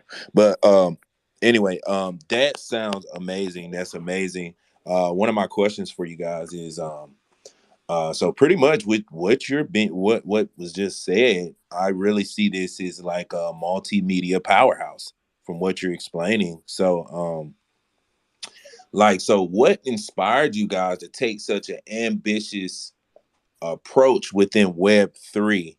Or did you guys start in Web 2.0? Yeah, that's a great question. I guess there's a couple things. I don't think we could do this type of project practically in Web 2. I'll tell you why. Typically when you come up with a concept, and particularly when it's a brand and you're trying to get in the animation or any programming, it's all about what is the marketability of the concept and Web3, for the first time, I think is going to allow creators, particularly on the programming side, to actually be able to test market, to see if they're able to engender any emotional connection with the audience they're looking to get with. It also allows you to have an international outreach. But I think even more importantly, the people that are part of your community now have an opportunity, direction of the project, and that's something you don't have in other mediums. So it makes it very, very special. Arise. Can you just repeat that? I believe your alarm went. So actually, that important part of how our community can help and grow was missed. Yes, yes, it does. Sorry about that. So yeah, I was saying that with Web3, when you're developing a story concept and you have aspirations to have it over distributed in different platforms, whether it's TV or streaming, whatever the case may be, it gives you a unique opportunity to be able to tap into your audience, the people that are part of the community, the people that are part of the overall blockchain that you're working on, and have them provide their music, their storyline ideas, their inspiration in terms of whether it's art or what the case may be. So it's a very, very unique and awesome opportunity, right, to be able to have a community driven programming that is not, it's not like it's you're able to draw from people from around the world who we wouldn't know other through Web3. So we found that we're getting amazing musicians coming through. We're getting very talented people from storyline standpoint, and these are all things that we can incorporate into what we're doing. So for us, it's very, very exciting, and for the broadcasters, they love the story beforehand, and that's why we're able to get some support. So also what we want to do is that we hope to be able to build something that would have value. So once we get to the right now the storyline perspective, we've gotten funded for that. We have the director in place. We're now hiring a new VX guy who's very, very talented, who's worked for a lot of animations studios. We're looking at using some alternative ways of doing the production using Unreal Engine and Meta 5, so we'll have like a video game feel, but it would be still on the programming side. So we see a lot of opportunities for the programming to be very, very interesting, but also what really excites us is it's inclusive as well, because we're going to have then the opportunity to incorporate music and, as I said, all the other feedback from the community that we're getting, and we hope to be able to grow through. And so we started this not with the idea. We believe that, or hope is that, the Royal Dreads will become something that's valuable from a collectible standpoint, but it'll also be valuable from people having the opportunity to have their input in, and having Chantal involved with us, who has a world of contacts and experience. That makes it very special as well, because people are also getting value in terms from her input in terms of their music and the things they're trying to do. And I would definitely like to add too, the social impact side and what we really want to do on the community side with regards to that. Like this is an opportunity. We are a social impact entertainment NFT, and so using the anime series, if you guys could think, to like Captain Planet and the Planeteers, right? We have we have an amazing anime series that we're able to talk about, these big problems of the world, right? Sex trafficking, right? So we're able to put that into our series and combat that. But then also we work with, Free the Girls, and that where they directly go, and it's not even really just about ending sex trafficking as much as they take the victims of sex trafficking and they help them to establish businesses and to provide brawls into these villages where they couldn't get them, and there's so many levels to it. But why that's so important is because by doing that, we're helping to ensure these people don't become victims again. We have platforms, like Movement, that every Royal Dread will have access to. It's an education platform as well as a call to action platform for these huge big level social impact things that we need to take advantage of. I think that's important for the community, for us to be educated so that we can identify these things and identify ways to make a difference and a change. And so that's a big thing that we're doing. We're also partnering with Root Fire, the Abolish Foundation. I mean, there's so many others, and that will continue to grow, because as our community comes in, one of our factions is the activists, and the activists, that's going to be, we're going to have a token gated area that's dedicated for the activists, to be able to get in there, talk about what's going on, organize, rally, and then be able to go out and make that change. So, for me, what excites me so much is just I loved Captain Planet. You know what I'm saying? I was fired up after the show. I never went and picked up trash. You know what I'm saying? If I know that if there was a community and people that were excited about, you know what I'm saying, and that we're all together, you know what I'm saying, where it's not weird to make a difference. It's not weird to, to go around and to collect lightly used bras from our wives and women that we know where they buy these bras and never wear them. But it takes leaders. It takes action and being an example, and that's really what for me, that's one thing that fires me so much about the Royal Dreads. This is a badge of honor, as much as it is a collectible. Okay, Crib. I think Crib had a question. Yeah. I was about to ask a question, but I mean, he kind of touched on it. I was trying to figure out like what the animated series was going specifically, like what type of theme or covering it was going to do. But I mean, he just touched on it. I think that's amazing, man. I think that's we need more content like that. You know what I'm saying? Because although we know certain type of content gets more engagement than others, it's still good to produce and put out this type of content just so it's like in the air, like Turbo kept talking about Captain Planet. It's like I remember Captain Planet maybe in a way that helped influence me, for example, not wanting to litter. You know what I'm saying? Like at a certain point in my life, I stopped just throwing trash on the ground. You know what I'm saying? Because one day I just had this thing. I was just like, yo, I do this so much. I would do it so much. My peers do it. I was just like, yo, this isn't just going just nowhere. You know what I'm saying? Like it's I'm throwing this out here. It's not disappearing. And I'm removing it from me. But I was just saying, like, maybe that played an influence. I did watching that, so it's like having that type of content that's circling around, cycling around is good for just the people to take in, even if it's just subconsciously. Yeah, and picking up, Crib, on what you were saying, the storyline is actually aimed at the young adult audience. So that's everyone 14 and over. And it is very much a mixture of Captain Planet. The storyline is different than Captain Planet, but the themes wrapped in it, as far as wanting to impact people through a story, it's what's there. But it's very much a story that incorporates adventure, amazing lore. I mean, the Royal Dreads, it's an ancient order that is been with us from the beginning of time. And the lore surrounding them is that they have been charged with being the protectors and executors of pushing the world forward for for the world that we live in. And they have a whole they have their own world, which is known as Inner Earth. And in there, Inner Earth actually acts and operates the way Outer Earth should. And there are, the villains, who is known as the Syndicate, and they're the ones who do things like big business that are polluting our water, pushing sex trafficking. So if you think of a little bit of like um uh, villains that are in like the Marvel movies, mixed in with the espionage and stuff that you see in James Bond, with that feel that you will get from Captain Planet of the Do Good, and you intertwine that together.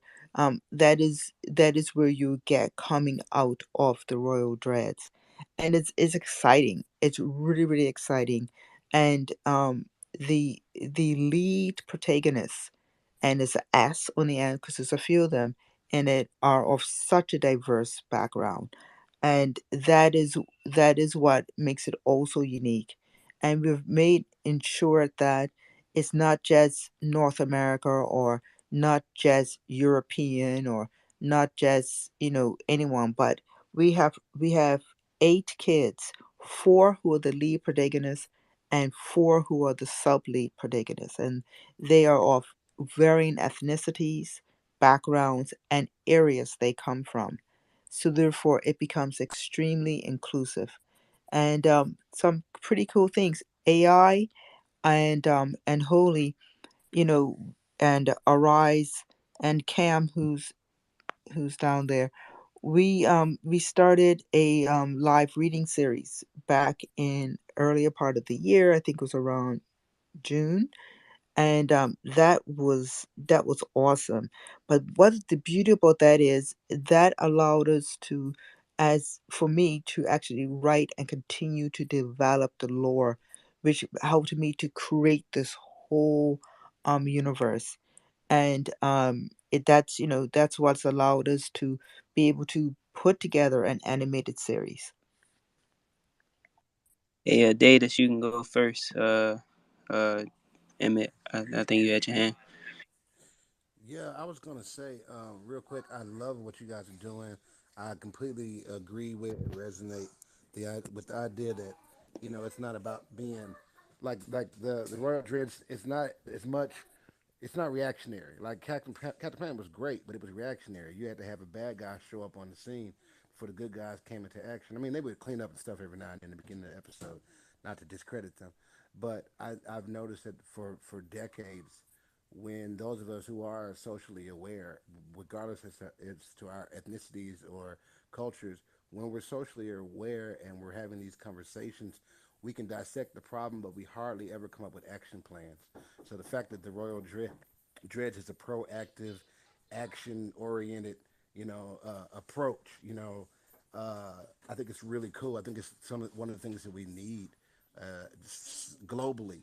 We need to develop a paradigm that's less about responding to the things that we think are our enemies and more about supporting the things that we feel like align with our values and our principles. And if we didn't spend so much time trying to fight the things that we hate and waiting for those things to pop up so we could take action, if we instead positioned ourselves to champion the things that we love and do that 24/7, 100%, then the things that we hate wouldn't get as much oxygen and room to breathe. So I think it's really, really cool the approach. I'm very excited. I mentored two senators. I got some real conscious friends. I don't know which one of them is gonna get to be a senator, but I'm gonna find out. But I'm really excited about the project. I love what you guys are doing. All support. Thank you so much. That means the world to us because the support does definitely come through minting and building the community and having, you guys involved in the community. And, whether it's for helping you to, develop your craft and cross collaborate, take opportunity to be involved in the animated series.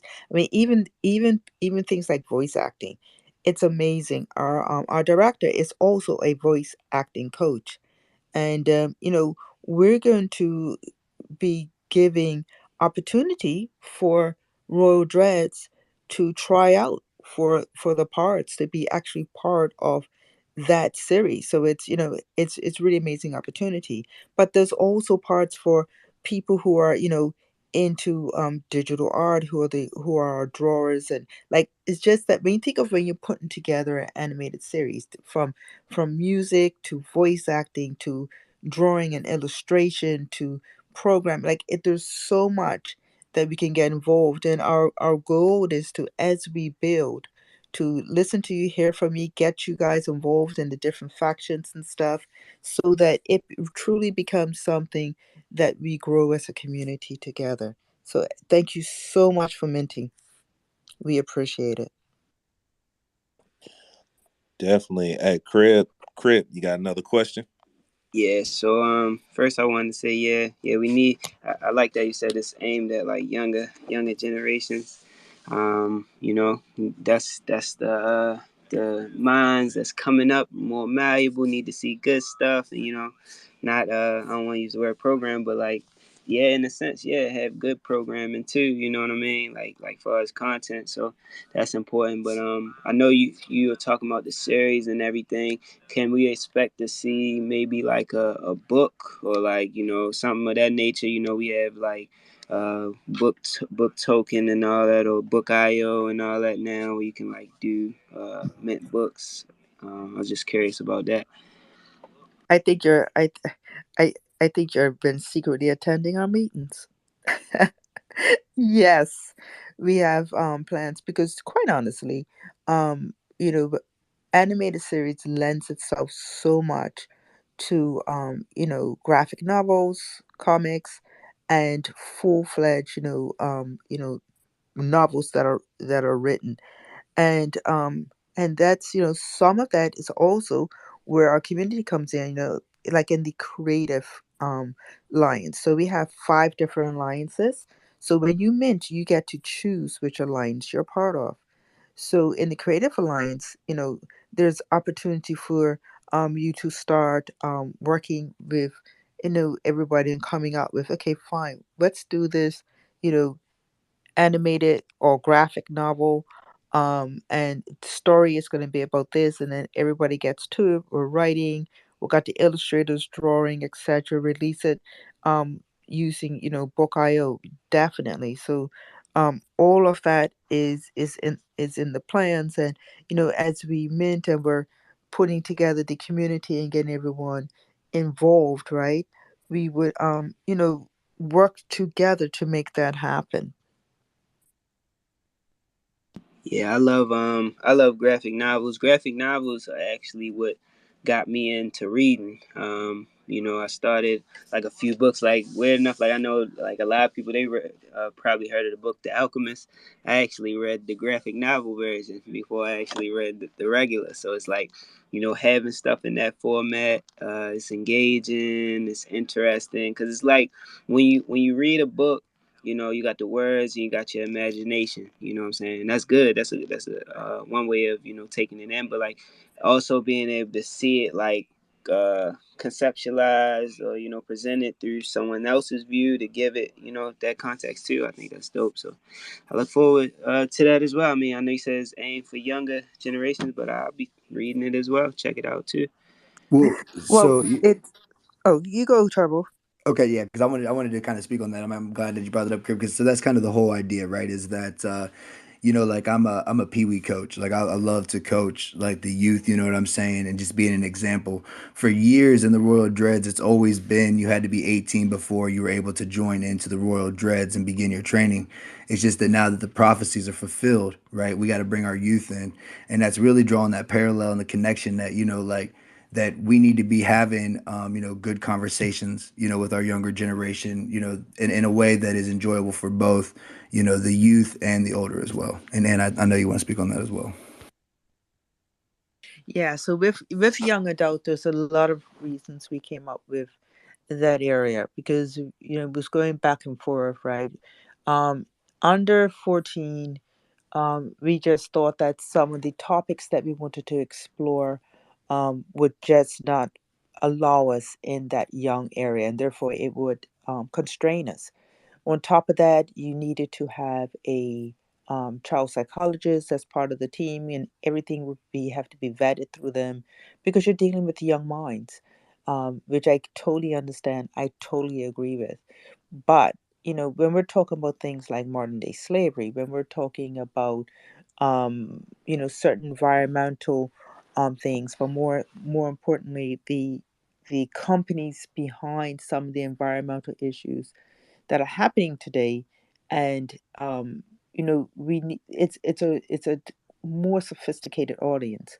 So we definitely wanted to have that feel that that people, that kids will look up to, and adults also can to get involved. With young adult, that age group starts at 14 and goes all the way up to 100 and something, however long you live. And there's also a deficit of shows in that area, and there's even a bigger deficit of diversity shows in that area. So that together fit nicely, because it allows us to, through the series, subtly explore and and and give people opportunity to understand a lot of areas, not banging it over their heads. So it's all done through adventure, through story, through relating to the characters and their journey to life, and what how they're developing and what they're learning and who they are fighting against. So this gives us such a broader um, audience to go after, to talk to.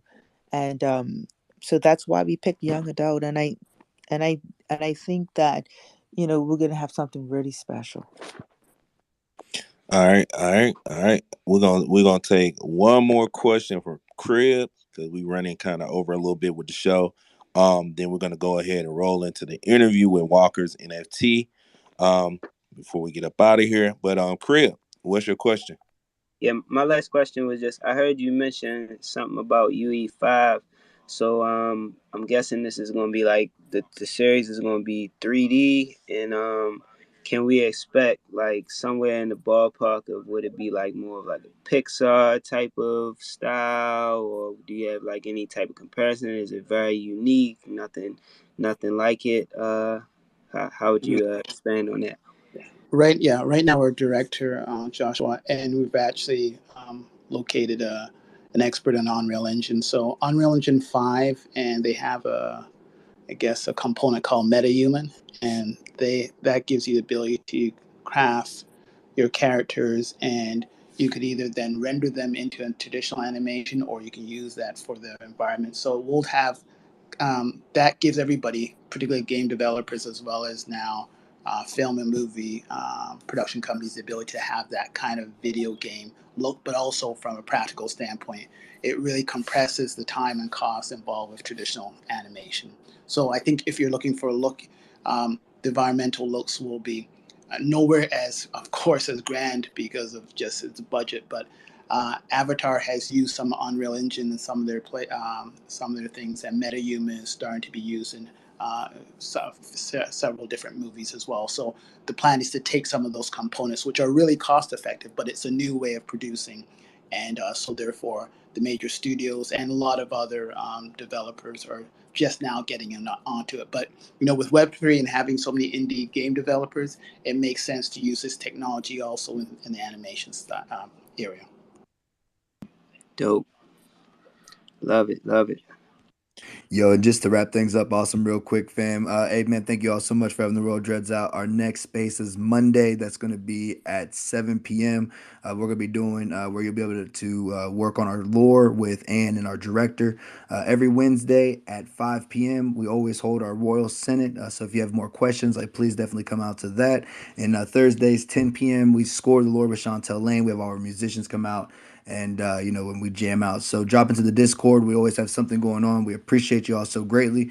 If you're ready to take action, drop in, pick up a Royal Dread. Once you do, don't forget you have to go back to the website, and there you'll fill out your form to customize your dread. Awesome AI, man. Crib, this is Space Cadets, man. Thank y'all so much for having us. That's what it's all about, man. All chains together, family. I appreciate you. Let's go. I love to hear it. Roll Dreads. And you have something to say? I see your I mic. just oh, I just want to thank you all for having us. Really appreciate you. From the time we got into, on the Twitter Spaces and whatnot.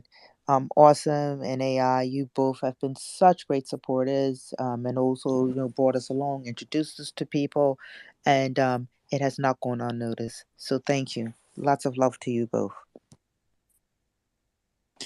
Definitely. We really appreciate you guys stopping through today. And like I said, if you guys would like to mint a Royal Dreads NFT, the link is right there above. They're still minting right now. Also, man, if you guys are interested in minting, they have a special process for you. You get to design your NFT. Just mosey on over there if you guys are interested. But the link is posted at the top. Major shout out to Royal Dreads for coming through. Really appreciate it. Now we're about to transition into our next guest, which is Walker's NFT. And I actually haven't heard of this project before they reached out. So it's a great pleasure having you guys here, Walker's NFT. How are you doing today? Hey, thanks for having us. So big shout out to everyone tuned in. Big shout out to the Cardano community, Space Cadets. Thanks for having us on this space. It's a pleasure to be here. Definitely. Yeah, let's jump right into it. So one of the special things about your project is it's gamified and move to earn. That's amazing. that's definitely. I think I seen another project do something similar, but not exactly what you guys are doing. So, Yeah, there so is actually, indeed. give us a quick rundown of your project and what inspired you to create it. Yeah, so basically, being a part of this project, it's day in, day out hard work. We've been developing now, and we've been building for the past several months. Activities are flying all over the place. So one thing that we have been working on currently is marketing and getting the project out there. So this space is something that will help us to get it out there. As you mentioned, not a lot of people have heard about what we're doing and what we are building at the moment. Currently, we're working on the art. We have 500 passes, 100 of which we are giving away prior to mint. The remaining 400 will be minted soon. We're working on the art of the Genesis collection, which consists of five different types of characters, of which basically all will have different traits, different rarities, which will actually have huge benefit within the applications that we are building at the moment. So one part of it is the art, which we're trying to get as unique as possible. There is a lot of sneak peeks out there on our Twitter. So I recommend for everyone, just to pop in, see what we're doing, see our artwork and see what they think. Feedback from the community is very important to us, so we take it quite seriously. The other part of the project is the gamified move to earn model. So that's currently being developed also at the moment. So basically development's going for iOS and Android. We're also working on a token. So basically what we're trying to do, what our mission and vision is to get people off their asses and start, moving. The whole COVID crisis kind of, got us lying down at home, watching Netflix all day and, not really getting out as much as we used to. So what we're trying to do is inspire the people to live a healthier, lifestyle and just inspire a healthier society through that. And if people can earn by getting out of home, why not? So basically, that's pretty much the project. So what we're working on is gamification as well.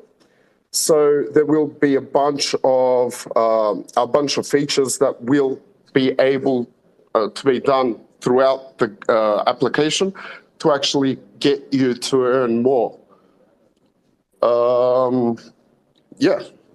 So that pretty much in a nutshell, that's the behind the scenes scenario of our project currently.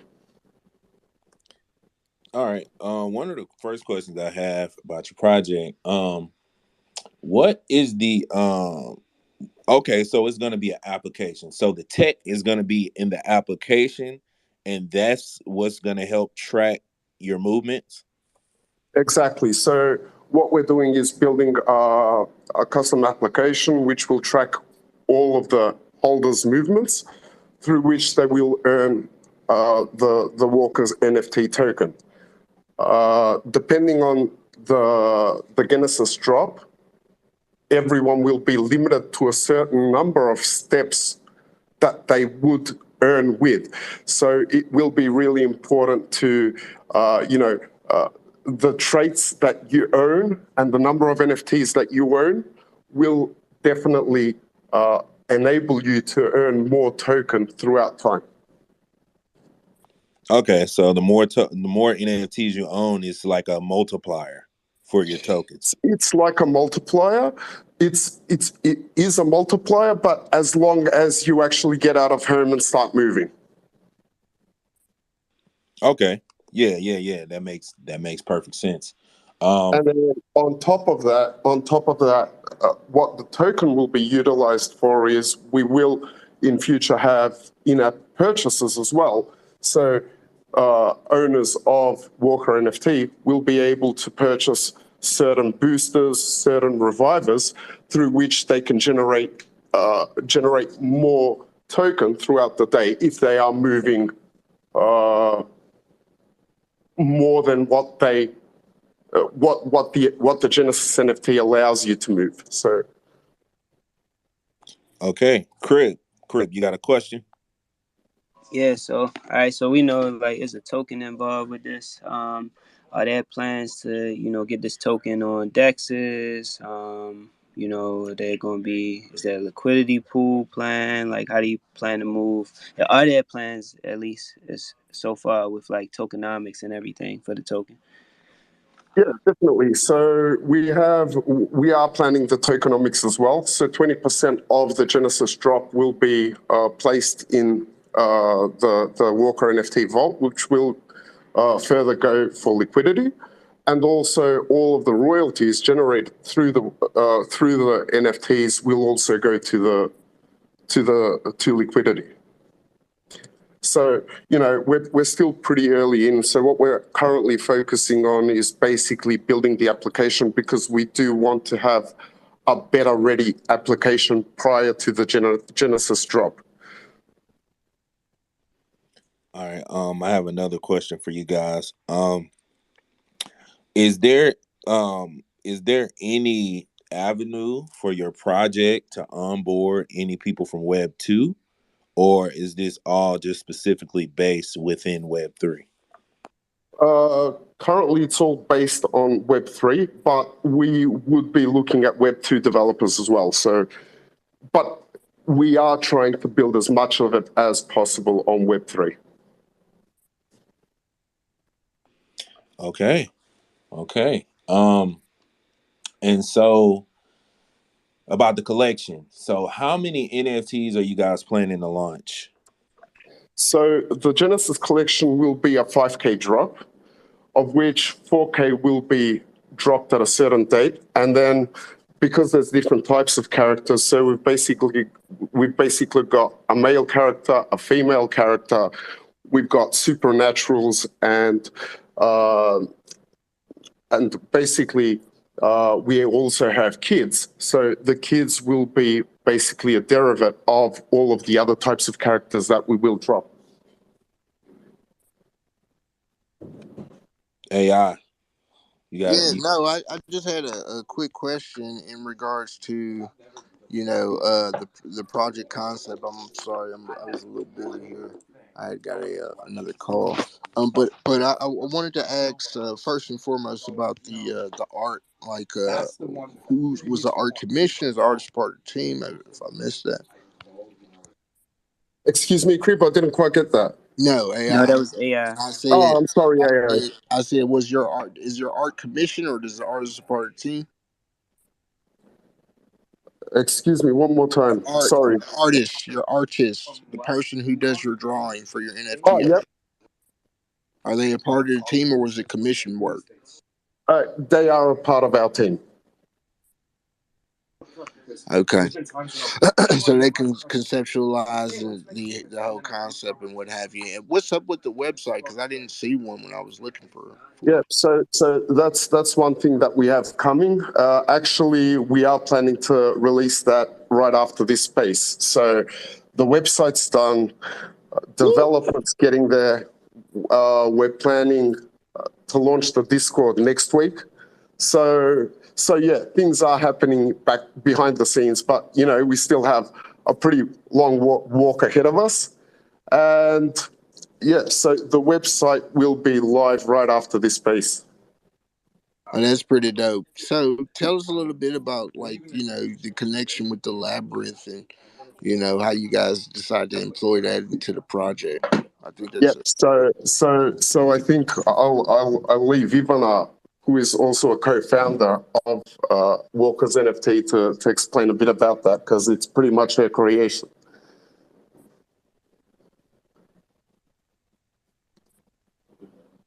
Okay, so here everyone, I'm first time in space, so I hope you all will be gentle with me. I'm a little bit of shy. Sorry, what is your question? No, I was just wanting to know like the concept behind the labyrinth and what kind of what can you tell us for those that don't know? Can you tell us what a labyrinth is? Exactly, the project was a lore-based project, how you can everybody see, and the art is based on that. We um, the art is based on some kind of cyberpunk style, but more in comic way, because we plan comic airdrops to the walk pass holders, and we plan to launch a comic book for every chapter of the lore. At first, we have 5 parts of the lore. Till now announced, and we will have 10 pages, and every page of the lore will have art design, comic, and every chapter will be in one comic book, so the art is based on that. Hey, Ivana, he was asking about the labyrinth. Like the I don't know if did you see some AI like that post? I know I see a labyrinth in their No, yeah, because the logo. labyrinth is somewhat of like a maze, and I'm Yeah. seeing it's like move to earn. So I was just trying to ask like for those that don't know, could you explain why the labyrinth was actually chosen and what does it mean to the Walkers project? Because I think that most people see like the Walkers, and then you look at the art, and then the art's like kind of like I don't know, maybe like apocalyptic zombie like ish. Like in my eyes, is for this is my take, right? Like so, but I see the move to earn concept. So I wanted to know to what contrast is this like, is it like got something to do with a maze or something like that? Like, because that's the correlation, the connection I made in my head. It wasn't a website for me to really check in on. um you think about the Yeah, lore part.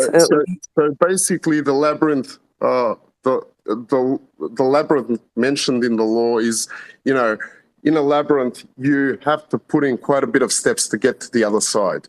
So basically, why it's a labyrinth, why the labyrinth is mentioned in the law is because that's basically the concept of the project. What you need to do is take steps to get to the goal, which is pretty much the same as in a labyrinth. What you do is you walk around until you find the exit. In our project, basically walking around will earn you token, which then you can exchange for in-game goods, or you can trade on the DEX. If that pretty much answers the question. And who's behind the tokenomics of it? So the tokenomics is still not quite there yet. We have a lot of thoughts about it. We have put in a lot of thoughts into it, but there's just a lot of stuff going on at the moment. So it's not just the artwork; it's the whole application that should be done soon. So the tokenomics is yet to be announced. So, Can so I say sorry? oh no, I have to get the question about the labyrinth. The main thing about the labyrinth is that we are now still in developing the application, and after how you all can see, we have game development in the fifth phase of the project. So then walkers will get out the labyrinth, and we can announce what will happen after when they will get out the labyrinth. Okay, so you guys have actually built out a game already. Is that what I'm hearing? No, we built at this moment a game application which is gamified. I drink 3 whiskey till now. Okay. So when I hear things like game, so can you just Can I just? Yeah, but I'm just we trying to have understand what kind of game am I? Is this a mobile application? You say game application? Are we gamifying the experience? I'm trying to figure out what are we looking at here. It's okay, basically both a gamified experience and a game application. They're yeah. currently being developed for iOS and Android. So Oh, development is currently underway. so the goal of the project is to get people active. Is that correct? The goal of the project is not just to get people active, to give them the ability to have an interesting experience while being active and a way to probably even earn. So basically all holders of Walker NFT will be able to earn through being active throughout the day. Go ahead, Emmett. Emmett, you there? Oh, yeah, I'm Basically, here. what we're Sorry. seeing So currently in the space is there's a lot of, different ways to earn specific tokens. Most of them go through with staking. So what we try to do is, get away from that, inspire a healthier society and, give people in the space a different way to earn other than, staking or holding specific NFTs. yeah, so my question was, I'm just want to make sure I get the concept right. It's kind of like an activity tracker that logs how much you're walking and your movement, and then you can use that movement to move yourself in the maze of the game. Like every step you take in real life is a step that you can take on the maze as you try to work your way to the middle. And then once you work your way to the middle, from all the steps you've taken in your day that you applied to this maze, then you get a prize. Is that about right? Exactly, you're spot on, Crib. Now that was the guy with the Santa Claus hat. But he's next to you on my. Well, I got a Santa Claus hat. Yeah, Twitter bugging right now. So Yeah, Twitter. It is. yeah. It's Twitter bugging. So okay. Emmett just broke it down. Okay, it sounds interesting. So Yeah. So, yep. Go on. oh yeah, I was about to say it sounds interesting. I think we're getting more of the picture. A gamified experience while you're taking your steps while you're walking. So that Yep. okay, so it's more interesting for people to actually and they can also the incentive is to earn tokens that they can either trade in or use to purchase something. Will you guys have some kind of shop or some kind of store or anything you'll be able to use the tokens towards? Like what's the utility of the tokens? Exactly. So basically, the utility of the tokens is you will be able to purchase a whole lot of items, to really get that gamified experience. You'll be able to purchase different types of potions, boosters, revivers, which will actually allow you to move forward in the game faster and even get you to earn more within the day. So there'll be something like multiplier potions. So say you'd earn 100 of the token per day with purchasing some of the potions and in-game items, you can actually earn more than the amount you could in a day.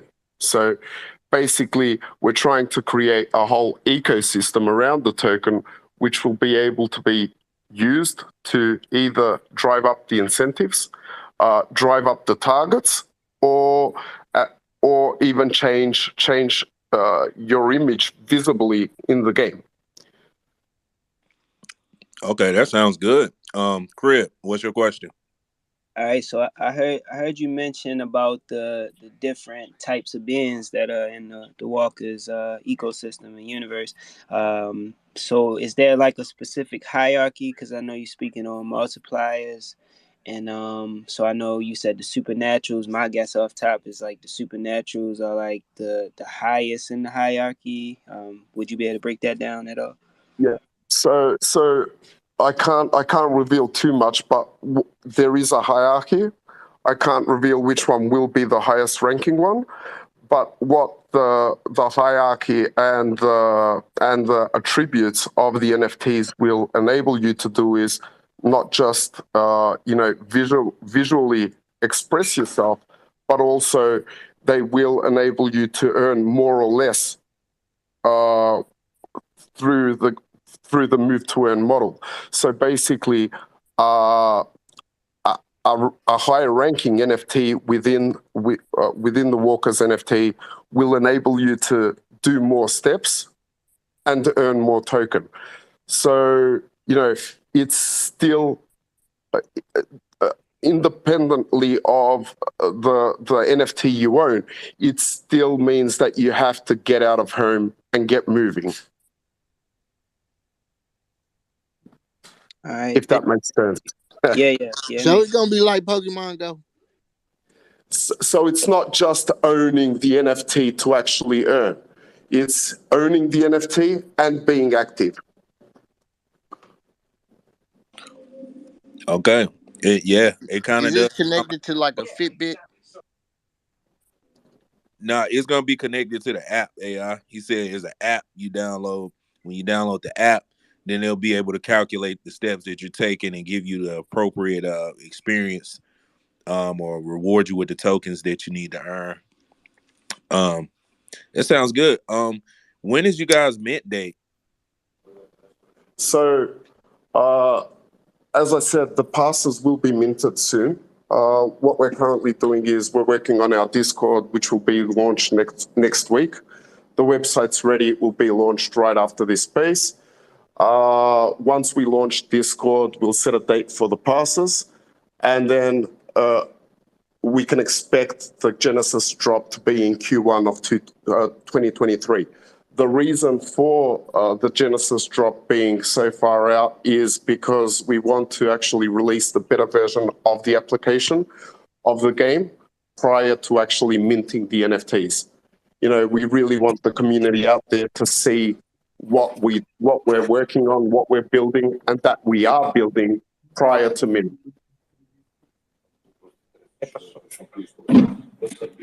Okay. All right. So I think it sounds pretty interesting.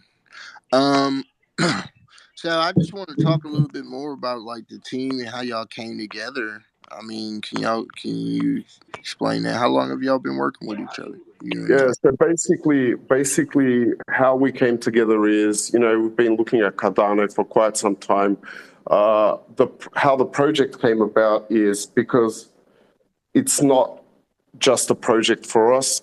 We're actually all quite active in the day-to-day life. So we are actually, it's more of a lifestyle for us. And, after COVID, prior to COVID, there was a bunch of people out on the streets, going for strolls, jogging, doing whatever, being really active.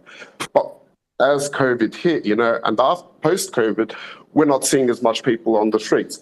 So, what we're trying to do is basically inspire people to, get out of home more often.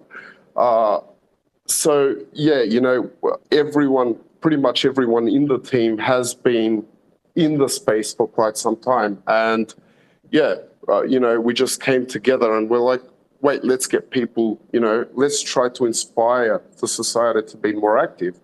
And how better to do it than with a bunch of people that, you've got reach to the whole world through blockchain today. So yeah, that's how we came together and how we came about this project.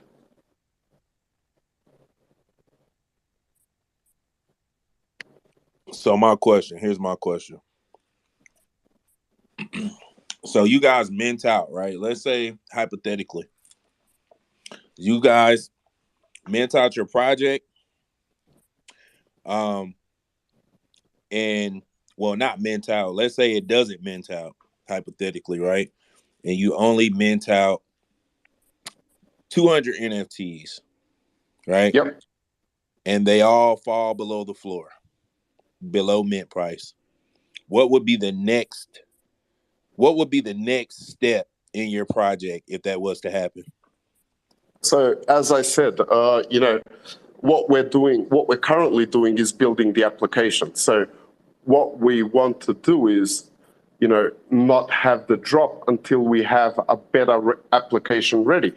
As soon as we do have the better application ready, all that will need to be done is have all of the bugs cleared out to have the official 1.0 launch of that application. So basically, our project doesn't require the whole collection to be minted out. But in order for people to earn through the application, they will actually need an NFT. So basically, it's a thing that we have thought about. It's a thing that, I think every project out there preparing to drop is thinking about with the bear market in full swing. The community's gotten quieter and quieter throughout the year. And I mean, with the certain trends, right, they shout out and then everyone disappears again. So it is something that we have thought about. It won't really affect our project because the application will be ready. Everyone that mints will be able to log into the application, tie their NFTs with their account and actually start earning by being active. So another question I have for you guys. How are you guys funding this project? Is this a VC funded project or are you guys bootstrapping it? How did you guys come up with the funds to develop this application? Yep. So it's currently self-funded. And with a lot of self-funded projects out there, it's really important. It's pretty much self-funded. So. Yeah, the reason why I asked that because I asked if it's self-funded and you guys don't mint out, like with the scenario that I gave, you pretty much said that it doesn't matter if it doesn't mint out because you're still going to create the application. And Yep. my thoughts are if you aren't making any capital from your mint, which is the reason why you're doing it, I'm assuming, how are you going to be able to push forward and then continue to create the application? And furthermore, how are you going to be able to distribute tokens on the behalf of the liquidity of your project without making any profits or any gains from your NFT sale? Well, to be honest, it is a big concern. But we're really on the side of build something, show the community that we are building, and the project will mint out. Because a lot of money has gone into this project until now, and it will continue going into the project. So what we're thinking is build first and mint later. So as I mentioned before, I really doubt. I think that we will get support from the Cardano community once they see everything that has been built until the moment of mint. Okay, we got Crib, and then we got Emmett with a question, and then we're gonna go ahead and wrap up because we actually got a fellow space cadet opening a space at 1:00, and we're gonna send you guys through a portal. But Crib, what do you have? Yeah, I just wanted to say, yeah, I like the approach that y'all are taking. Bootstrapping, self-funded, building out the product first, and presenting it so that way it's not like you expecting off top to be funded to develop the actual product. That's really good. From what I'm getting is you're gonna wait to do the actual walkers mint, but the walkers pass will be prior for like early entrance into what's being built. I think that's what you're getting at, right? Am I correct? Exactly, yes. Okay, all right, yeah, that's dope, man. As me as a very very very very very active person, that this type of application appeals to me. You know, I'm on ground. I bike a lot. I actually use an application right now called We Ride, which involves cycling or biking and similar concept. Yeah, Um, I see that being the wave, like the activity. Like I know for not only for people who are like into health and physical fitness, but it's like motivation to lose weight. I definitely think that that's going to be very, very, very huge in the future. You know, everyone loves Fitbits and keeping tracks of their steps and, you know, getting paid for that. I don't know how the schematics of it is actually going to work. I'm thinking more or less probably through sponsorship and things of that nature.